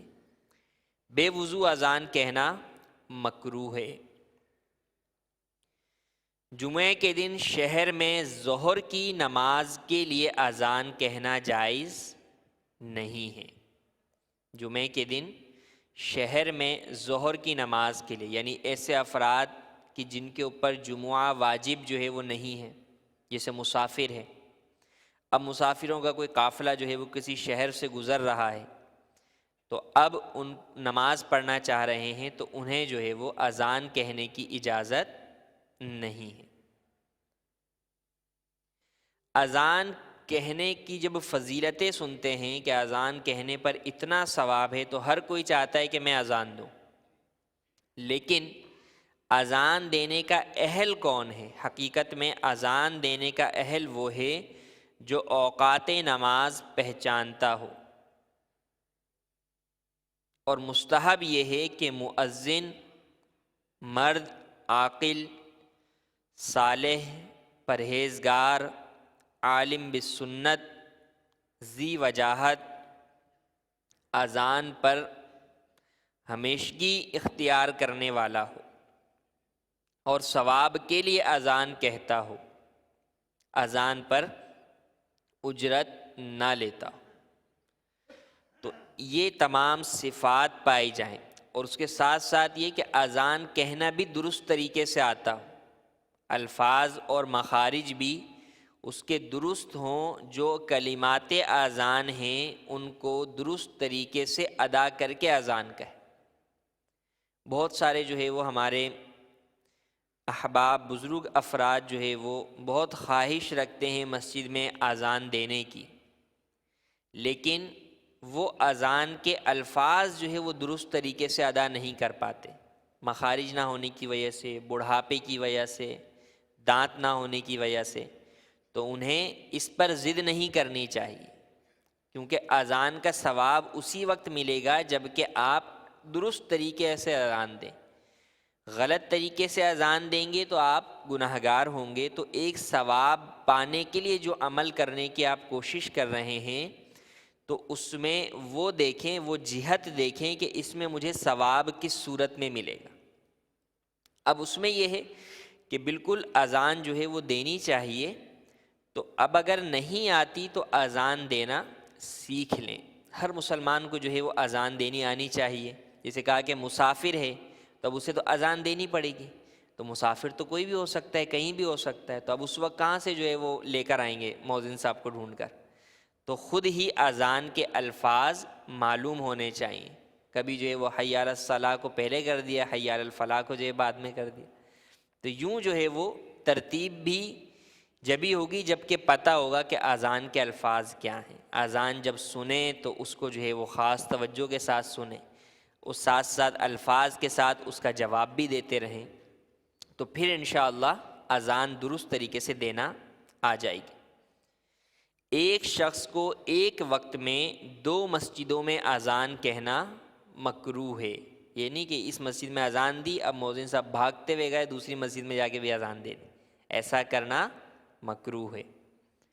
اگر دوران اذان رک گیا، بھول گیا، یا وضو ٹوٹ گیا اور وضو کرنے چلا گیا تو ان صورتوں میں دوبارہ نئے سرے سے اذان کہی جائے گی، چاہے وہی کہے جس کا جو پہلے اذان دے رہا تھا یا کوئی دوسرا کہے۔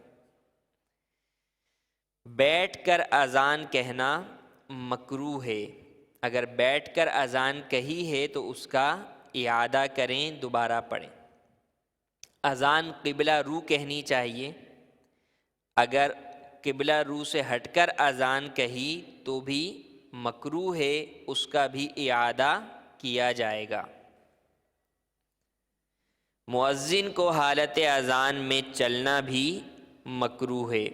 یوں ہی اذان کے درمیان بات چیت کرنا بھی منع ہے۔ اگر کسی نے کوئی کلام کیا تو اذان دوبارہ کہے۔ اذان کے کلمات میں لحن حرام ہے۔ لحن سے مراد یہ کہ اللہ اکبر میں اللہ کے جو الف ہے، پہلا الف، اس کو جو ہے وہ مد کے ساتھ پڑھنا، جیسے اللہ معاذ اللہ اس طرح پڑھنا، یا اکبر کو اکبر پڑھنا، تو یہ اس طرح پڑھنا یہ لحن کہلاتا ہے، اور کلمات اذان میں لحن حرام ہے۔ یوں ہی کلمات اذان کو موسیقی کے قواعد پر، موسیقی کے انداز میں پڑھنا بھی گناہ ناجائز ہے۔ سنت یہ ہے کہ اذان بلند جگہ کہی جائے کہ پڑوس والوں کو خوب سنائی دے۔ اذان مسجد میں مینارے پر دی جائے یا پھر خارج مسجد دی جائے، عین مسجد میں اذان کہنا مکروہ ہے۔ اذان مسجد کے اندر کہنا مکروہ ہے، یا تو مسجد میں کوئی ایسی جگہ جو کہ ابتدا سے ہی اذان کے لیے بنا دی گئی ہو، فنائے مسجد میں، تو وہاں اذان کہی جائے، یا مینارہ موجود ہے تو وہاں کہی جائے۔ آج کل میناروں پر تو جو ہے وہ نہیں ہوتی، مائک کے ذریعے سے ہوتی ہے، تو اس میں جو خاص کمرہ علیحدہ سے بنا ہوا ہے اور وہ عین مسجد کا حصہ نہ ہو تو وہاں اذان کہی جائے۔ یوں ہی جمعۃ المبارک کے دن جو اذان ثانی خطیب کے سامنے جو ہے وہ کہی جاتی ہے، اس کا بھی مسجد سے باہر ہونا ضروری ہے۔ اگر مسجد سے باہر کوئی ایسی جگہ ہے جو کہ خطیب کے سامنے ہے تو وہاں کہی جائے، تاکہ اذان باہر بھی ہو جائے اور خطیب کے سامنے والی سنت بھی پائی جائے۔ لیکن اگر باہر کوئی ایسی جگہ موجود نہیں ہے جو خطیب کے سامنے ہو تو پھر یہ نہ کیا جائے کہ خطیب کے سامنے کرنے کے لیے مسجد میں اذان کہیں، بلکہ اس صورت میں پھر خطیب کے سامنے والی حصے کو چھوڑ کر جو حصہ مسجد سے باہر ہے، فنائے مسجد وغیرہ میں، وہاں پر اذان کہی جائے۔ اذان کے کلمات ٹھہر ٹھہر کر کہے اگر اذان کے کلمات یا اقامت میں کسی جگہ تقدیم و تاخیر ہو گئی، آگے پیچھے الفاظ ہو گئے، تو اتنے الفاظ کو ہی درست کر لے، سرے سے اعادہ کرنے کی حاجت نہیں۔ صبح کی اذان میں حی علی الفلاح کے بعد الصلاۃ خیر من النوم کہنا مستحب ہے۔ اقامت جو ہے وہ اذان کی طرح ہی ہے، صرف چند باتوں کا فرق ہے کہ اقامت میں حی علی الفلاح کے بعد قد قامت الصلاۃ 2 بار کہیں۔ اقامت میں بھی بآواز بلند اقامت ہونی چاہیے، ہاں اذان کی طرح بلند ہونا ضروری نہیں، فقط اتنی بلند آواز کافی ہے کہ جو لوگ مسجد میں حاضر ہیں ان تک آواز پہنچ جائے۔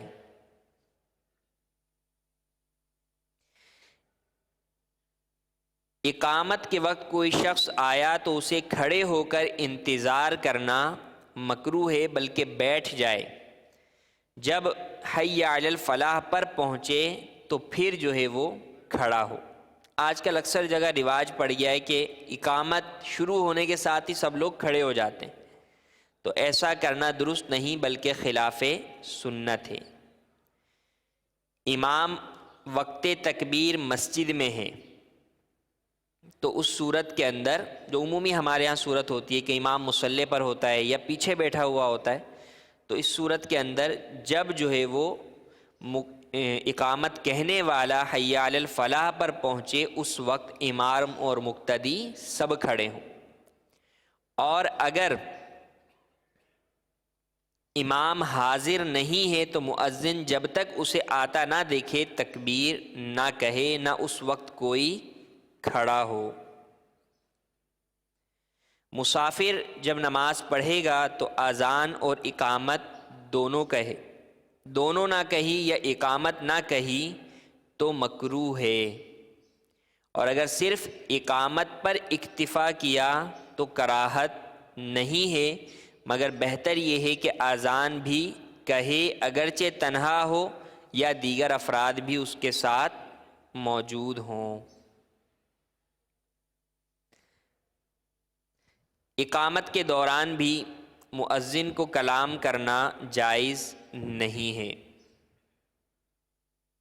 اگر اذان آہستہ ہوئی تو پھر سے اذان کہی جائے۔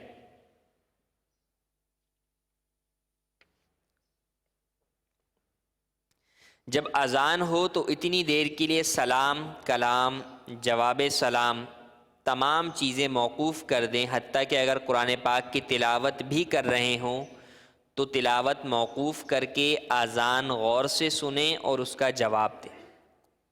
جو اذان کے وقت باتوں میں مشغول رہے، دنیاوی باتوں میں مشغول رہے، اس پر معاذ اللہ خاتمہ برا ہونے کا خوف ہے۔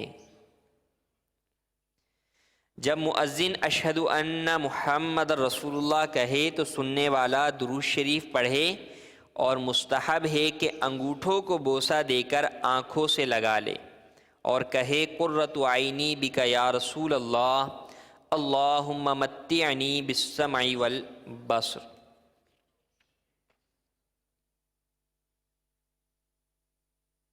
جن نمازوں سے پہلے سنت یا نفل ہے ان میں بہتر یہ ہے کہ مؤذن اذان کے بعد سنت اور نفل پڑھے۔ ایک سوال عموماً جو ہے وہ کیا جاتا ہے، میسیجز پر بھی چلتا ہے کہ وہ کون سا عمل ہے جو کہ اللہ تبارک و تعالیٰ کو بہت محبوب ہے لیکن نبی کریم صلی اللہ علیہ وسلم نے نہیں کیا، اور اس کے جواب میں اذان کہا جاتا ہے۔ یہ بالکل غلط ہے۔ نبی کریم صلی اللہ تعالیٰ علیہ وآلہ وسلم نے اذان دی ہے، چنانچہ ایک سفر کے دوران آپ علیہ الصلاۃ والسلام نے خود اذان دی اور صحابہ کو نماز پڑھائی، اور اس اذان میں آپ نے اشہد ان محمد رسول اللہ کی جگہ اشہد انی رسول اللہ کے الفاظ کہے۔ یہ تھا مختصر بیان اذان سے متعلق اور اوقات نماز سے متعلق۔ اب جو ہے وہ ہم کبیرہ گناہ جو ہے وہ بیان کرتے ہیں۔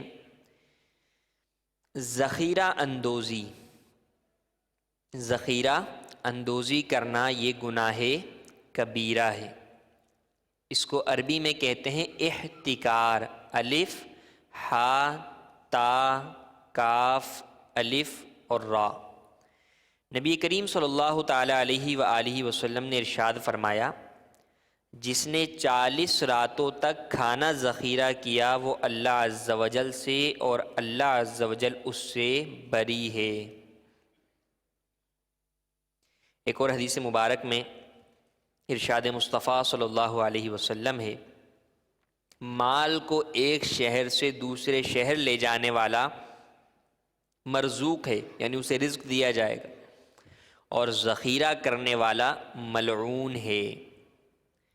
نبی رحمت صلی اللہ تعالیٰ علیہ وآلہ وسلم کا فرمان عبرت نشان ہے، جس نے مسلمان پر ان کا کھانا روک لیا اللہ عز و جل اسے کوڑ اور افلاس میں مبتلا کر دے گا۔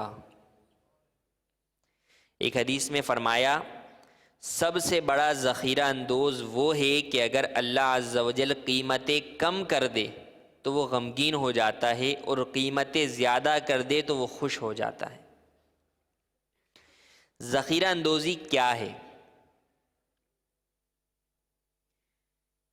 گرانی، یعنی جس وقت تنگی ہو لوگوں پر، اس وقت کے زمانے میں، تنگی کے زمانے میں غلہ خرید کر روک لے اور اسے بیچے نہ، اور اس نیت سے روکے رکھے کہ جب لوگ خوب پریشان ہوں گے تو پھر میں بہت زیادہ مہنگا کر کے بیچوں گا۔ یہ حقیقتاً ذخیرہ اندوزی ہے۔ اور ذخیرہ اندوزی جو گناہ کبیرہ ہے اور جس سے احادیث مبارکہ میں منع کیا گیا، یہ غلے سے متعلق چیزوں کے اندر ہے، کھانے کی چیزوں میں۔ اب وہ چاہے کھانا جو ہے وہ انسان کا ہو یا جو ہے وہ جانوروں کا چارہ وغیرہ ہو، اور یہ اسی وقت گناہ کہلائے گا جب کہ غلہ روکنا وہاں کے لوگوں کے لیے، اہل شہر کے لیے مضر ہو، نقصان دہ ہو۔ یوں کہ سارا غلہ ہی اس کے ہاتھ میں ہے، اور اب یہ روک لیتا ہے کہ اب اس کے روکنے کی وجہ سے قحط پڑنے کا اندیشہ ہے، تو اس صورت کے اندر یہ شخص گناہگار کہلائے گا۔ اگر جو ہے وہ اپنی زمین کا غلہ روک لیتا ہے اور دیگر جگہوں پر غلہ جو ہے وہ مل رہا ہے، تو اس صورت میں یہ ذخیرہ اندوزی جو کہ گناہ والی ہے اس میں نہیں آئے گا۔ ہاں، اگر یہ شخص قحط کا منتظر ہے، مہنگائی ہونے کا منتظر ہے، تو اس بری نیت کی وجہ سے گناہگار ضرور ہوگا۔ دوسری جگہ سے غلہ خرید کر لایا، اب اگر وہاں سے عموماً یہاں غلہ آتا ہے تو اب اگر یہ اس غلے کو بھی روک کر بیٹھا ہوا ہے تو یہ بھی ذخیرہ اندوزی ہے۔ اور اگر وہاں سے غلہ اس کے شہر میں نہیں آتا، یہ کسی اور جگہ اسپیشل جگہ سے لے کر آیا ہے اور اسے روکتا ہے، تو یہ اس ذخیرہ اندوزی میں تو نہیں آئے گا، لیکن جب دیکھ رہا ہے کہ اہل شہر پریشان ہیں تو اس صورت کے اندر بیچ ڈالنا مستحب ہے۔ یہ ذخیرہ اندوزی ہے کہ غلے کے اندر یہ پائی جاتی ہے، اور اس سے بچنا جو ہے وہ بے حد ضروری ہے۔ اور دوسرا جو کبیرہ گناہ ہے وہ ہے ادا نہ کرنے کی نیت سے قرض لینا۔ نبی کریم صلی اللہ تعالیٰ علیہ وآلہ وسلم نے ارشاد فرمایا، جس نے تلف کرنے کے ارادے سے، ہلاک کرنے کے ارادے سے لوگوں کا مال لیا، اللہ عز و جل اس پر وہ تلف کر دے گا، یعنی اسے ادا کرنے کی توفیق نہیں دے گا، اور بروز قیامت قرض خواہ بھی اس سے راضی نہیں ہوگا۔ ایک اور حدیث میں ارشاد فرمایا، جس نے ادائیگی کی نیت سے قرض لیا، قیامت کے دن اللہ عز و جل اس کی طرف سے ادا کر دے گا، یعنی قرض خواہ کو راضی کر دے گا۔ اور جس نے ادا نہ کرنے کی ارادے سے قرض لیا اور مر گیا تو اللہ تبارک و تعالیٰ قیامت کے دن اس سے فرمائے گا تو نے یہ گمان کیا کہ میں اپنے بندے کو کسی دوسرے کے حق دبانے کی وجہ سے نہیں پکڑوں گا؟ پھر اس شخص کی نیکیاں لے لی جائیں گی اور اس کی نیکیاں اس کو قرض دینے والے کو دے دی جائیں گی، اور اس کے پاس نیکیاں نہ ہوں تو دوسرے کے گناہ اس کے اوپر ڈال دیے جائیں گے۔ نبی کریم صلی اللہ تعالیٰ علیہ وآلہ وسلم نے ارشاد فرمایا، جو بھی آدمی اس نیت سے قرض لیتا ہے کہ ادا نہ کرے گا تو اللہ عز و جل سے چور بن کر ملے گا۔ تو ان احادیث طیبہ سے معلوم ہوا کہ قرض جب ضرورتاً کوئی لے تو ابتدا سے ہی اس کے ادا کرنے کی نیت ہو، اور حتی الامکان کوشش کر کے جلد از جلد جو ہے وہ ادا کریں، جو وقت مقرر کیا ہے اس کے اوپر ادا کریں۔ اگر اس سے بھی لیٹ ہوں تو اس صورت میں کم از کم جس سے قرض لیا ہے اس سے مزید مہلت اور اجازت لے لے، اور یہ شخص واقعی تنگ دست ہے، حاجت مند ہے، تو قرض دینے والے کو بھی چاہیے کہ وہ بھی اس کو مہلت دے دے، کہ اس کو اس مہلت دینے میں بھی ثواب ملے گا۔ تو یہ ایک بیماری بھی پائی جاتی ہے بعض لوگوں کی کہ قرض تو لے لیتے ہیں لیکن ادا کرنے کا ذہن نہیں ہوتا، تو ادا نہ کرنے کی نیت سے قرض لینے والا کے بارے میں یہ کہا گیا کہ قیامت کے دن رب تعالیٰ سے چور کی حیثیت سے ملے گا۔ تو اللہ تبارک و تعالیٰ سے دعا ہے کہ اللہ تبارک و تعالیٰ ہمیں ہر قسم کے گناہ سے محفوظ فرمائے، چاہے وہ صغیرہ ہو یا کبیرہ، اپنی ہر قسم کی نافرمانی سے ہمیں محفوظ فرمائے۔ آمین بجاہ النبی الامین صلی اللہ علیہ وسلم۔ السلام علیکم ورحمۃ اللہ وبرکاتہ۔ وعلیکم السلام ورحمۃ اللہ وبرکاتہ۔ یہ ارشاد فرمائیے کہ اگر عین مسجد ہی میں اذان دے دی جائے تو کیا اب جو جماعت ہوگی وہ ادا ہو جائے گی؟ اس کے بارے میں کیا حکم ہے؟ جماعت جو ہوگی وہ تو ادا ہو جائے گی۔ اگر کسی نے جو ہے وہ بغیر جو ہے وہ اذان اور اقامت کے بھی جماعت کہہ لی تو مکروہ ہے بغیر اذان و اقامت کے جو ہے وہ جماعت پڑھنا، لیکن وہ نماز ادا ہو گئی۔ ہاں، اذان و اقامت نہ کہنے کی وجہ سے جو ہے وہ گناہ گار ہوں گے۔ عین مسجد کے اندر جو ہے وہ اذان دی تو یہ اذان دینا جو ہے وہ عین مسجد میں مکروہ ہے، تو اس سے بچنا جو ہے وہ ضروری ہے، اور آئندہ کے لیے فنائے مسجد میں ہی اذان کہی جائے۔ السلام علیکم ورحمۃ اللہ وبرکاتہ۔ وعلیکم السلام ورحمۃ اللہ وبرکاتہ۔ آپ نے اذان کے تعلق سے یہ فرمایا کہ اذان پر اجرت لینا جو ہے یہ مکروہ ہے، تو اس میں کوئی ایسا طریقہ ہے کہ مؤذن جو ہے یہ اجرت بھی لے لے اور اس کے لیے یہ اجرت لینا مکروہ بھی نہ ہو؟ اذان پر اجرت لینا مکروہ نہیں ہے۔ اذان کے اجرت پر جب اذان دیں گے تو اس میں وہ ثواب حاصل نہیں ہوگا، یعنی جو ثواب جو احادیث طیبہ میں اذان دینے سے متعلق بیان کیا گیا ہے اس میں ثواب اسی وقت حاصل ہوگا جبکہ اجرت لیے بغیر ثواب کی نیت سے اذان دے۔ اجرت لینا جو ہے وہ اذان کے اوپر جائز ہے، وہ جو ہے وہ مکروہ نہیں ہے۔ حضور، یہ موضوع سے ہٹ کر سوال ہے لیکن یہ اہم ہے کہ کیا ویلنٹائن ڈے پر شوہر بیوی کو گفٹ دے سکتا ہے یا نہیں؟ اس دن کی مناسبت سے آپ ارشاد فرمائیں۔ دیکھیں، اول تو یہ ہے کہ یہ اور اس طرح کے جتنے بھی مختلف تہوار آج کل مسلمانوں میں رائج ہوتے چلے جا رہے ہیں، ان کا اسلام سے کوئی تعلق نہیں ہے، بلکہ اغیار کے جو ہے وہ تہوار ہیں۔ اور پھر جہاں اس طرح کے تہوار مسلمان کو اس کے اپنے جو ہے وہ مذہب سے دور کرتے ہیں، وہیں بے شمار گناہوں کے اندر بھی مبتلا کر دیتے ہیں۔ اب جیسے بیوی کو دینا ہے تو سوال یہ ہے کہ بیوی پورے سال جو ہے وہ کیا کر رہی ہے؟ بیوی کے لیے جو محبت ہے وہ تو پورے سال ہی ہونی چاہیے۔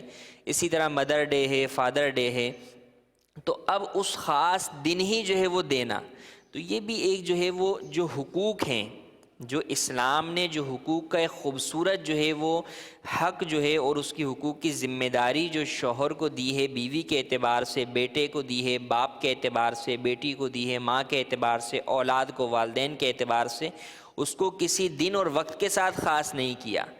اغیار کی پیروی کے اندر ہم اس کو ایک وقت کے ساتھ خاص کر کے پورا سال اس چیز کو فراموش کر دیتے ہیں، جو کہ اسلامی تعلیمات کے خلاف ہے۔ اب جب کہ آپ اس موقع پر بیوی کے ساتھ جب یہ اظہار کرتے ہیں تو گویا یہ ان کے ساتھ ایک مشابہت کا پہلو پایا جاتا ہے، جس سے بچنا ہر مسلمان کے لیے ضروری ہے۔ نبی کریم صلی اللہ علیہ وسلم کی حدیث مبارکہ ہے، من تشبہ بقوم فہو منہم، کہ جو کسی قوم کے ساتھ تشبہ اختیار کرے تو وہ انہی میں سے ہے۔ احادیث میں یہاں تک فرمایا گیا کہ قیامت کے دن اسے انہی میں اٹھایا جائے گا۔ تو ہمیں اغیار کے ہر قسم کی چیزوں سے، کفار کی ہر قسم کی مشابہت سے جو ہے وہ بچنا ضروری ہے۔ بیوی کو اگر گفٹ دینا ہے تو آپ 10 فروری کو دے دیں، آپ جو ہے وہ اسلامی اعتبار سے دے دیں، سالگرہ بھی جو ہے وہ شادی کی مناتے ہیں اس کے اندر بھی دیتے ہیں، لیکن ایک خاص اس پس منظر کے اندر دینے سے مکمل طور پر اجتناب کرنا چاہیے، بلکہ اس کی حوصلہ شکنی ہونی چاہیے تاکہ ہم پر اور آگے ہماری اولادوں کو پتہ چلے کہ اسلامی تہوار کیا ہیں، اسلامی نظریات کیا ہیں، اسلامی ثقافت کیا ہے، اور غیر مسلموں کے جو ہے وہ تہوار کیا ہیں جن سے بچنا جو ہے وہ ضروری ہے۔ آج آپ تو شاید جو ہے وہ اپنے بچوں کی امی کو دیں گے، لیکن وہ ویلنٹائن ڈے پر ہی دیں گے، اس پہ جو کچھ لکھا ہوگا، جو اس کا انداز وہ ویلنٹائن ڈے والا ہی ہوگا۔ ہو سکتا ہے کوئی دیکھنے والا یا آپ کے بچوں میں سے ہی کوئی دیکھنے والا وہ تو یہ سمجھے گا کہ یہ جو ویلنٹائن ڈے کے اوپر دیا جا رہا ہے یہ کوئی اچھی چیز ہے جس کو دینا چاہیے، اس کو اپریشیٹ کرنا چاہیے، حوصلہ افزائی کرنی چاہیے، تو بچوں میں ایک منفی تاثر مثبت انداز کے اندر جائے گا، ایک منفی چیز مثبت انداز میں جائے گی جس کا ان کے آنے والی زندگی میں بھی نقصان ہو سکتا ہے۔ تو ایسی چیزوں سے بچنا ضروری ہے۔ جو بھی چیز ہم نے اگر کرنی ہے تو اسلامی طریقہ کار اور دائرہ کار میں رہتے ہوئے اپنانی چاہیے۔ صلو علی الحبیب صلی اللہ تعالی علی محمد۔ ویلنٹائن ڈے کے موضوع کے اوپر الحمدللہ دارالفتاح اہل سنت کا بہت ہی پیارا رسالہ ہے، مکتبۃ المدینہ پر یہ دستیاب ہے۔ جو اس موضوع سے متعلق شرعی رہنمائی حاصل کرنا چاہیں، مزید معلومات حاصل کرنا چاہیں شرعی حوالے سے، تو اس رسالے کو مکتبۃ المدینہ سے خرید فرمائیں۔ صلو علی الحبیب صلی اللہ تعالی علی محمد صلی اللہ علیہ وسلم۔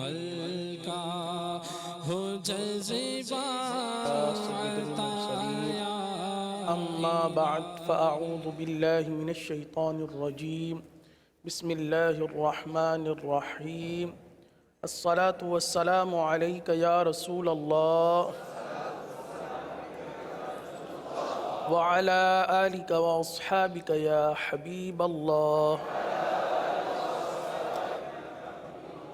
الصلاة والسلام علیک یا نبی اللہ وعلى آلك وأصحابك يا نور الله، نويت سنة الاعتكاف۔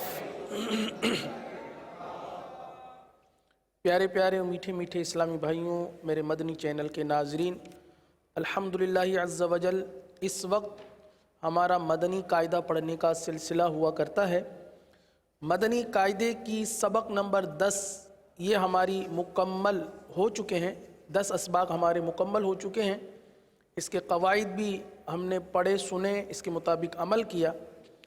قبل اس کے کہ ہم تختی نمبر 11 کی جانب بڑھیں، سبق نمبر 10 کو ایک مرتبہ رواں پڑھ لیتے ہیں، اور اس سے قبل جو دینی کتاب یا سبق سے پہلے دعا پڑھی جاتی ہے اس دعا کو بھی پڑھ لیتے ہیں۔ صلو علی الحبیب صلی اللہ تعالی علی محمد، اللہم افتح علینا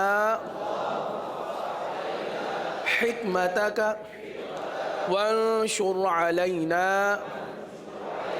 رحمتک یا ذا الجلال والاکرام، صلو علی الحبیب۔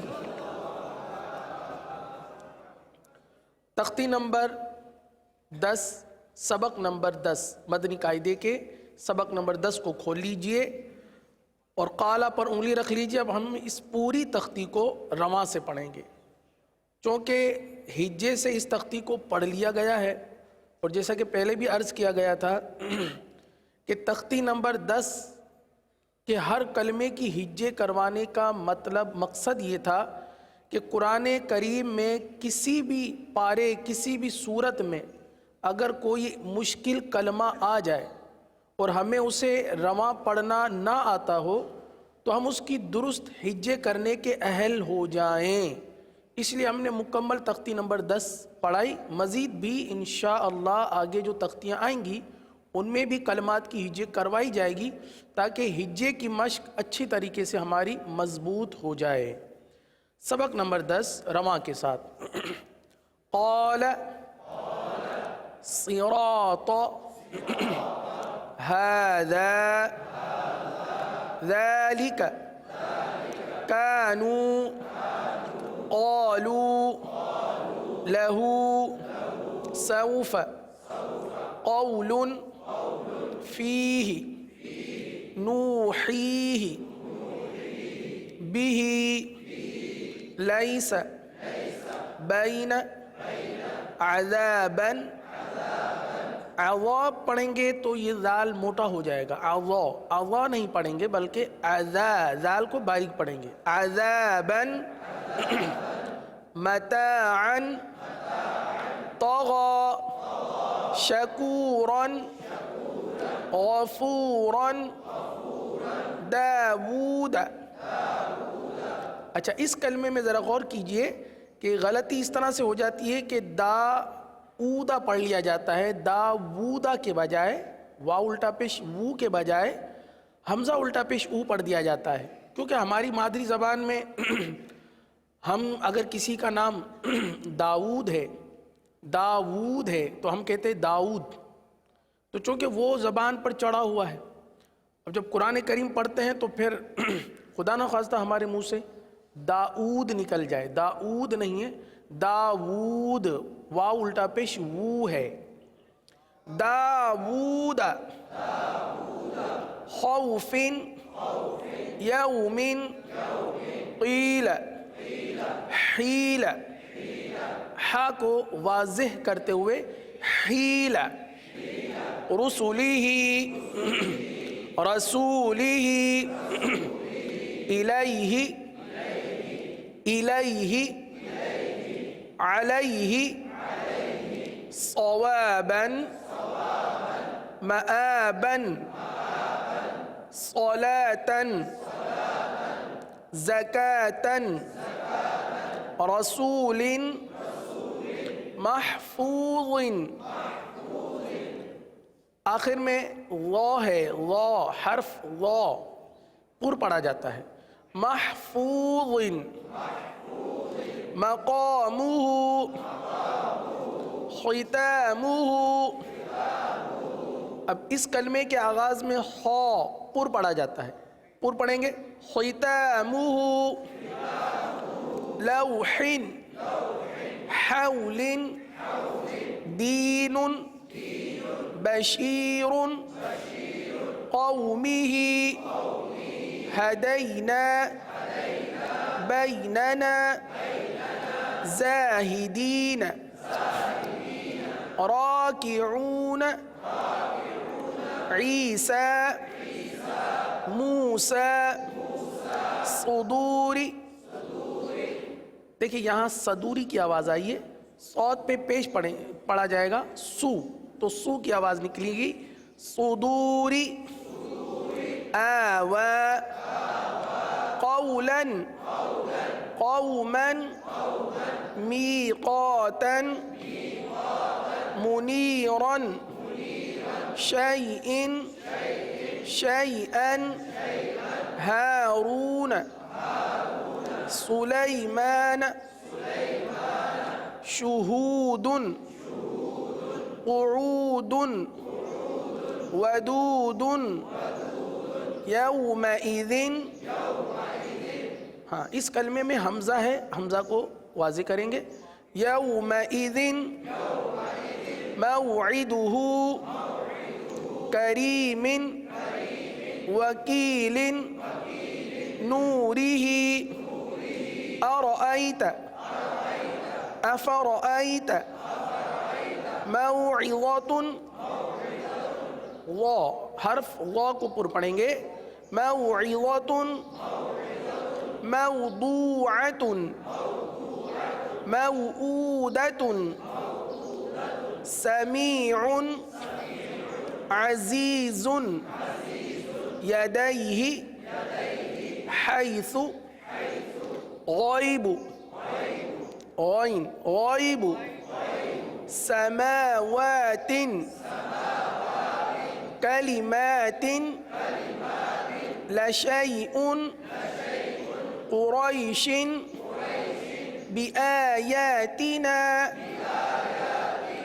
مہادا عالم کتاب سلام اوذینا اوتینا اوحینا نوحیہا. اب یہاں اس کلمے کے اندر غور کیجئے، ہا اور ہا دونوں ایک ساتھ آئے ہیں، تو دونوں کی ادائیگی میں فرق جو اپنے اپنے مخرج سے ادا کرنا ہے وہ فرق رکھنا بہت ضروری ہے. تو بہت احتیاط کے ساتھ پڑھیں گے. نوحیہا نوحیہا آتونی آمنوا بی تدیرونہا فلا تمیلوا ما حلفتمونی فلا تلومونی ولا يحيطون. الحمدللہ عز وجل سبق نمبر 10 اختتام پذیر ہوا. نیت کرتے ہیں کہ انشاءاللہ عز وجل پڑھتے رہیں گے اور 10ویں تختی کو نہ صرف یاد رکھیں گے، اس سے پچھلی جتنی بھی تختیاں ہیں اس کو بھی یاد رکھنے کی کوشش کریں گے. میرے پیارے و محترم اسلامی بھائیوں، مدنی چینل کے ناظرین، سبق نمبر 11 دراصل یہ سبق جو ہے سکون اور قلقلہ پر مشتمل ہے کہ ساکن حرف کو کس طرح ادا کریں گے اور جس حروف قلقلہ پر جزم آ جائے تو اس کی ادائیگی کیسے ہوگی. یہ دو بنیادی باتیں ہیں، آئیے اسے سیکھتے ہیں.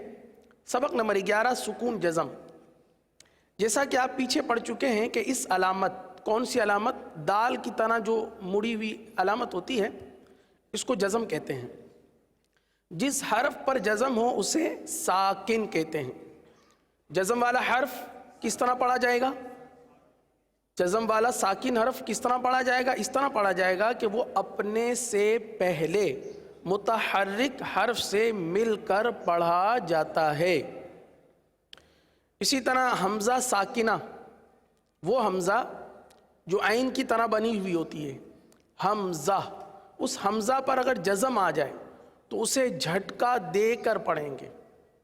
حمزہ پر جزم آ جائے تو جھٹکا دے کر پڑھیں گے. جیسے حمزہ، حمزہ زبر ا، یہ جھٹکا ہے. صحیح ہے. آگے حروف قلقلہ کے بارے میں کہ حروف قلقلہ 5 ہیں. قاف، طا، با، جیم، دال. ان کا مجموعہ بھی لکھا گیا ہے کیونکہ اگر کسی کو یہ 5 حروف یاد نہ رہیں تو آسانی کے لیے مجموعہ دے دیا گیا کہ آپ اس کا مجموعہ یاد کر لیں. مجموعہ ہے قطب جدن، یہ اس کا مجموعہ ہے قطب جدن. ایک مرتبہ دوہرا لیجئے، قطب جدن. اب مدنی منع ہوتے ہیں نا، ان کو جب یاد کروانے کا سلسلہ ہوتا ہے تو اسی طرح مجموعہ یاد کروا دیتے ہیں. تو مجموعہ یاد ہونے سے کیا ہوتا ہے کہ تمام حروف یاد ہو جاتے ہیں، تو وہ دہراتے ہیں اسی طرح قطب جدن. تو ہم بھی دہرا لیں گے تو انشاءاللہ یاد ہو جائے گا. اب یہ حروف قلقلہ تو ہم نے سنے کہ 5 ہیں. یہ حروف قلقلہ تو ہماری سمجھ میں آ گئے، لیکن قلقلہ سمجھ میں نہیں ہے کہ قلقلہ کسے کہتے ہیں. تو قلقلہ کے معنی جنبش اور حرکت کے ہیں. قلقلہ کے معنی ہے جنبش اور حرکت، یعنی ان حروف کے ادا کرتے وقت مخرج میں جنبش ہو، جنبش سی ہو، جس کی وجہ سے آواز لوٹتی ہوئی نکلے، جس کی وجہ سے آواز لوٹتی ہوئی نکلے. مثال کے طور پر اس کو یوں لے لیجئے کہ آپ نے ایک گیند کو دیوار پر پھینکا اور وہ دیوار سے پلٹ کر جب واپس آتا ہے، یہ اس کا پلٹنا قلقلہ کی کیفیت بھی کچھ ایسی ہی ہوتی ہے، جیسے اب، اج، اد، اقو، اطو، صحیح نا، یہ آواز کا جنبش ہو کر پلٹنا، جنبش اور حرکت یہ قلقلہ کے خاص بانے ہیں، صحیح نا. جب اس کی ادائیگی ہوتی ہے تو مخرج میں جنبش ہی ہوتی ہے، جنبش ہی ہوتی ہے، حرکت سی ہوتی ہے، جس کی وجہ سے آواز لوٹتی ہوئی آتی ہے، جیسے اب، اد، آتو، آقو، تو یہ قلقلہ ہے. جب حروف قلقلہ ساکن ہو تو ان میں قلقلہ خوب ظاہر ہوگا، صحیح ہے. آئیے اب اس سبق کو پڑھتے ہیں، بہت ہی آسان سبق ہے، قلقلہ کی بالخصوص ہمیں پریکٹس کرنی ہے. آئیے پڑھتے ہیں. بسم اللہ الرحمن الرحیم.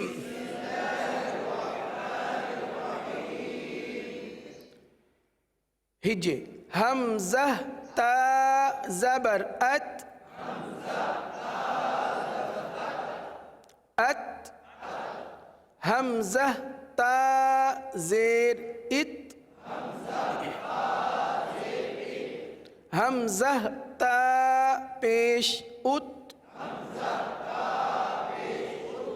ات، ات، ات.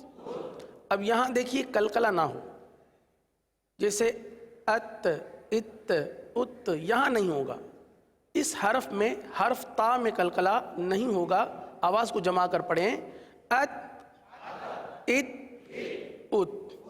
آگے ہے تو، حرف تو جسے پر پڑھا جاتا ہے. حمزہ تو زبر اتو، اتو، اتو، اتو. حمزہ تو زیر اتو،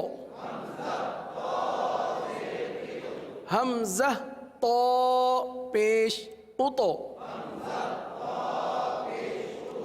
اتو، اتو، اتو، اتو. دیکھیے حرف کی ادائیگی پر تھوڑا سا غور کیجئے کہ ایک تو حرف کی ادائیگی پر ادا ہو رہی ہے، اتو، صحیح ہے، پر ادائیگی کے ساتھ ساتھ قلقلہ بھی ہو رہا ہے. ان دو چیزوں کو ملحوظ خاطر رکھیے اور خاص طور پر اس کی مشق کیجئے. اتو، اتو، اتو، اتو، اتو، اتو. اب مثال کے طور پر قرآن مجید کی سورۃ البروج کی آیت ہے، آخری آیت کریمہ ہے. بل ہوا قرآن مجید فی لوح محفوظ. اب یہاں بھی ایک قلقلہ والا حروف آیا، بل ہوا قرآن مجید، دال والا. تو اب عموماً پڑھا تھا بل ہوا قرآن مجید فی لوح محفوظ، تو دال کا قلقلہ واضح نہیں ہوا. اسی طرح تو کا قلقلہ بھی جو ہے وہ واضح نہیں کیا جاتا. جیسے کلمہ آتا ہے قرآن پاک میں محیط، صحیح نا، محیط آخر میں تو ہے، عموماً محیط پڑھا جاتا ہے اس کو. تو تو کا قلقلہ اس کی اچھی طرح ادائیگی کیجئے، مشق کیجئے. ایک مرتبہ پھر پڑھ لیجئے. اتو، اتو، اتو. آگے حمزہ ز زبر از، از. آواز کو جمائیں گے، جو غیر قلقلہ والے حروف ہیں ان میں قلقلہ نہ ہو. از. حمزہ ز زیر از، حمزہ ز پیش از، از، از، از. حمزہ ذال زبر اذ، حمزہ ذال زیر اذ، حمزہ ذال پیش اذ، اذ، اذ، اذ. اب یہاں دیکھیے زا اور ذال دونوں ایک ساتھ ہیں، اور دیے بھی اس لیے ایک ساتھ ہیں تاکہ ہم اس کے اندر فرق کریں. زا کو زا پڑھیں، ذال کو ذال پڑھیں. آئیے کام کرتے ہیں. ایک طرف حمزہ زا زبر از اور ایک مرتبہ اسی کے ساتھ فوراً حمزہ زال زبر از، یعنی از پھر از از، ان دونوں کو پڑھتے ہیں اور دیکھتے ہیں کہ ہم آیا ان دونوں میں فرق کر پاتے ہیں کہ نہیں. صحیح ہے؟ تیار ہیں آپ؟ انگلی رکھیے، پہلے از پڑھیں گے یعنی زا پڑھیں گے، پھر فوراً زال پڑھیں گے. پڑھیں از، یہ زال پڑھا گیا. صحیح ہے؟ دوبارہ از، فرق کرنا ہے ہمیں.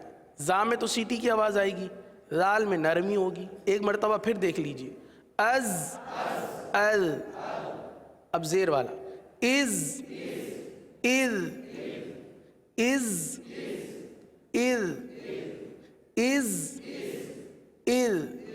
صحیح نا؟ زا اور زال میں فرق. آگے پیش والا از، یہ سیٹی کی آواز، از، اب نرمی، از. اچھا اب ایک مرتبہ آپ سن لیجئے تاکہ اچھی طرح اندازہ ہو جائے کہ ہمیں فرق کرنا ہے، فرق کس طرح واضح ہو سکتا ہے. صرف آپ سنیے گا خاموشی کے ساتھ. دیکھیے از، از، فرق محسوس ہو رہا ہے، بہت فرق محسوس ہو رہا ہوگا اور بہت ہی فرق ہوتا ہے، لیکن ہم اپنی ادائیگیاں چونکہ درست نہیں کر پاتے اور یہ فرق مٹا دیتے ہیں. تو فرق واضح کرنا بہت ضروری ہے. آئیے آگے پڑھتے ہیں. حمزہ وا زبر او، حمزہ وا زیر ایو، حمزہ وا پیش او، او ایو، پر پڑھیں گے او ایو، حمزہ فا زبر اس، حمزہ فا زیر اس، حمزہ فا پیش اس، اس، اس. الحمدللہ عز و جل 6 کلمات، 6 حروف اور 3 لائنیں ہماری ہو چکی ہیں. تختی نمبر 11 کی زندگی رہی تو کل انشاءاللہ مزید آگے بڑھیں گے. آئیے نماز کے اذکار جو کہ ہمارا سلسلہ چل رہا تھا، دعائے معثورہ یعنی رب اجعلنی مکمل پڑھی جا چکی تھی. ایک مرتبہ دہرائی کر کے آگے بڑھتے ہیں. سلام پڑھیں گے انشاءاللہ. دعائے معثورہ، اللہم رب اجعلنی، رب اجعلنی.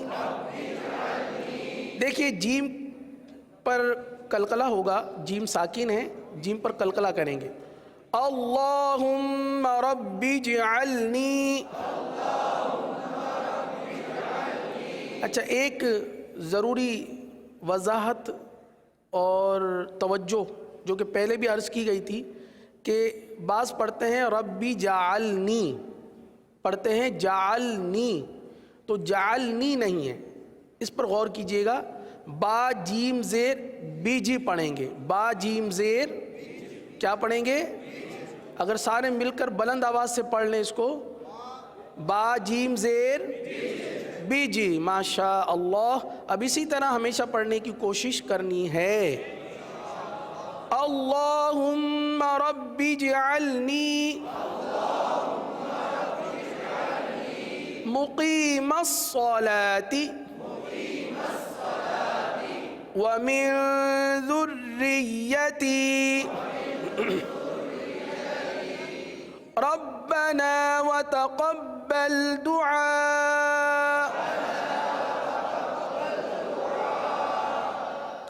اب چونکہ یہ دعا قرآنی دعا ہے، دعا کے یہ قرآن مجید میں بھی موجود ہے، تو اب یہاں پر دیکھیے دعا میں مد ہے، شاید آپ کو نظر آ رہا ہوگا وتقبل دعا.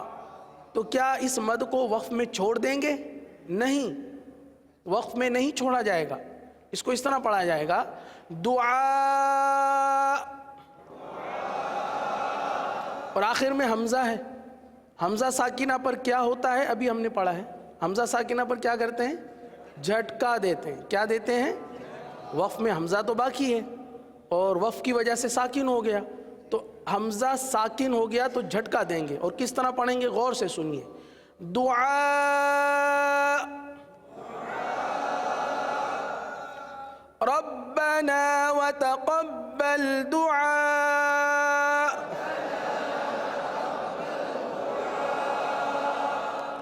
مد کریں اور پھر آواز کو ایک دم سے روک دیں, یہ جھٹکا ہو جائے گا. دیکھیے دعاء ربنا اغفر لی ولوالدی وللمؤمنین.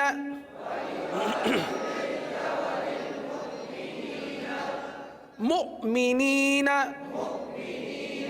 اچھا اس طرح بھی بعض اوقات ادائیگی ہو جاتی ہے, جیسے میم کاف پیش مک پڑھتے ہیں نا, تو وہ اس طرح ادائیگی ہو جاتی ہے مؤمنین.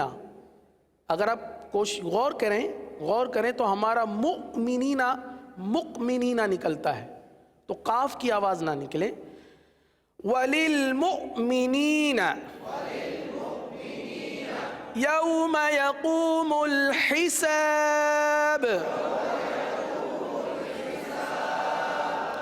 حساب. ماشاء اللہ. آئیے اب سلام, نماز کے اختتام پر خروج بسنعہ میں سلام کے اذکار پڑھے جاتے ہیں, تو اس ذکر کو بھی درست کر لیتے ہیں. پڑھیے السلام علیکم. السلام علیکم. السلام علیکم ورحمۃ اللہ ورحمۃ اللہ ورحمۃ اللہ. السلام علیکم ورحمۃ اللہ. السلام علیکم ورحمۃ اللہ.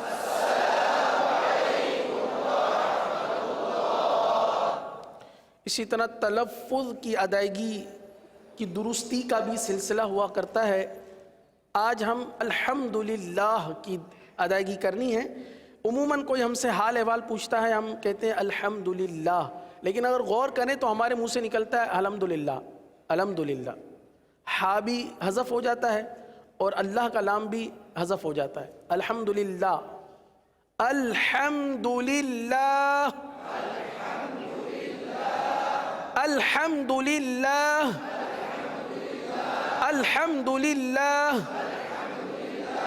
اچھا 3 بار جلدی میں دوہرا رہا ہوں, آپ بھی میرے پیچھے دوہرائیے. پہلے 3 مرتبہ آپ سن لیجئے. الحمدللہ الحمدللہ الحمدللہ.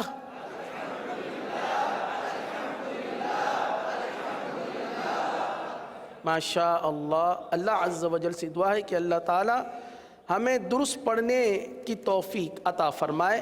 آمین بجاہ النبی الامین صلی اللہ تعالی علیہ وسلم. اختتام کی دعا پڑھ لیجئے. الصلاۃ والسلام علیک یا رسول اللہ. سبحانک اللہم وبحمدک اشہد ان لا الہ الا انت استغفرک واتوب الیک. سبحانک اللہم وبحمدک اشہد ان لا الہ الا انت استغفرک واتوب الیک.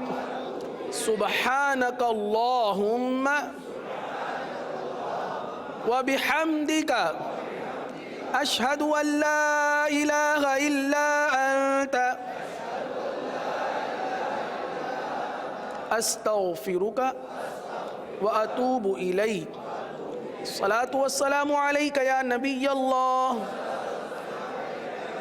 وعلی آلک واصحابک یا نور اللہ.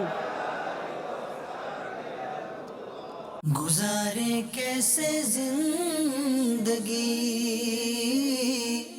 آؤ علماء سے پوچھ لیں، آئے جو مشکل پیش کوئی، آؤ علماء سے پوچھ لیں۔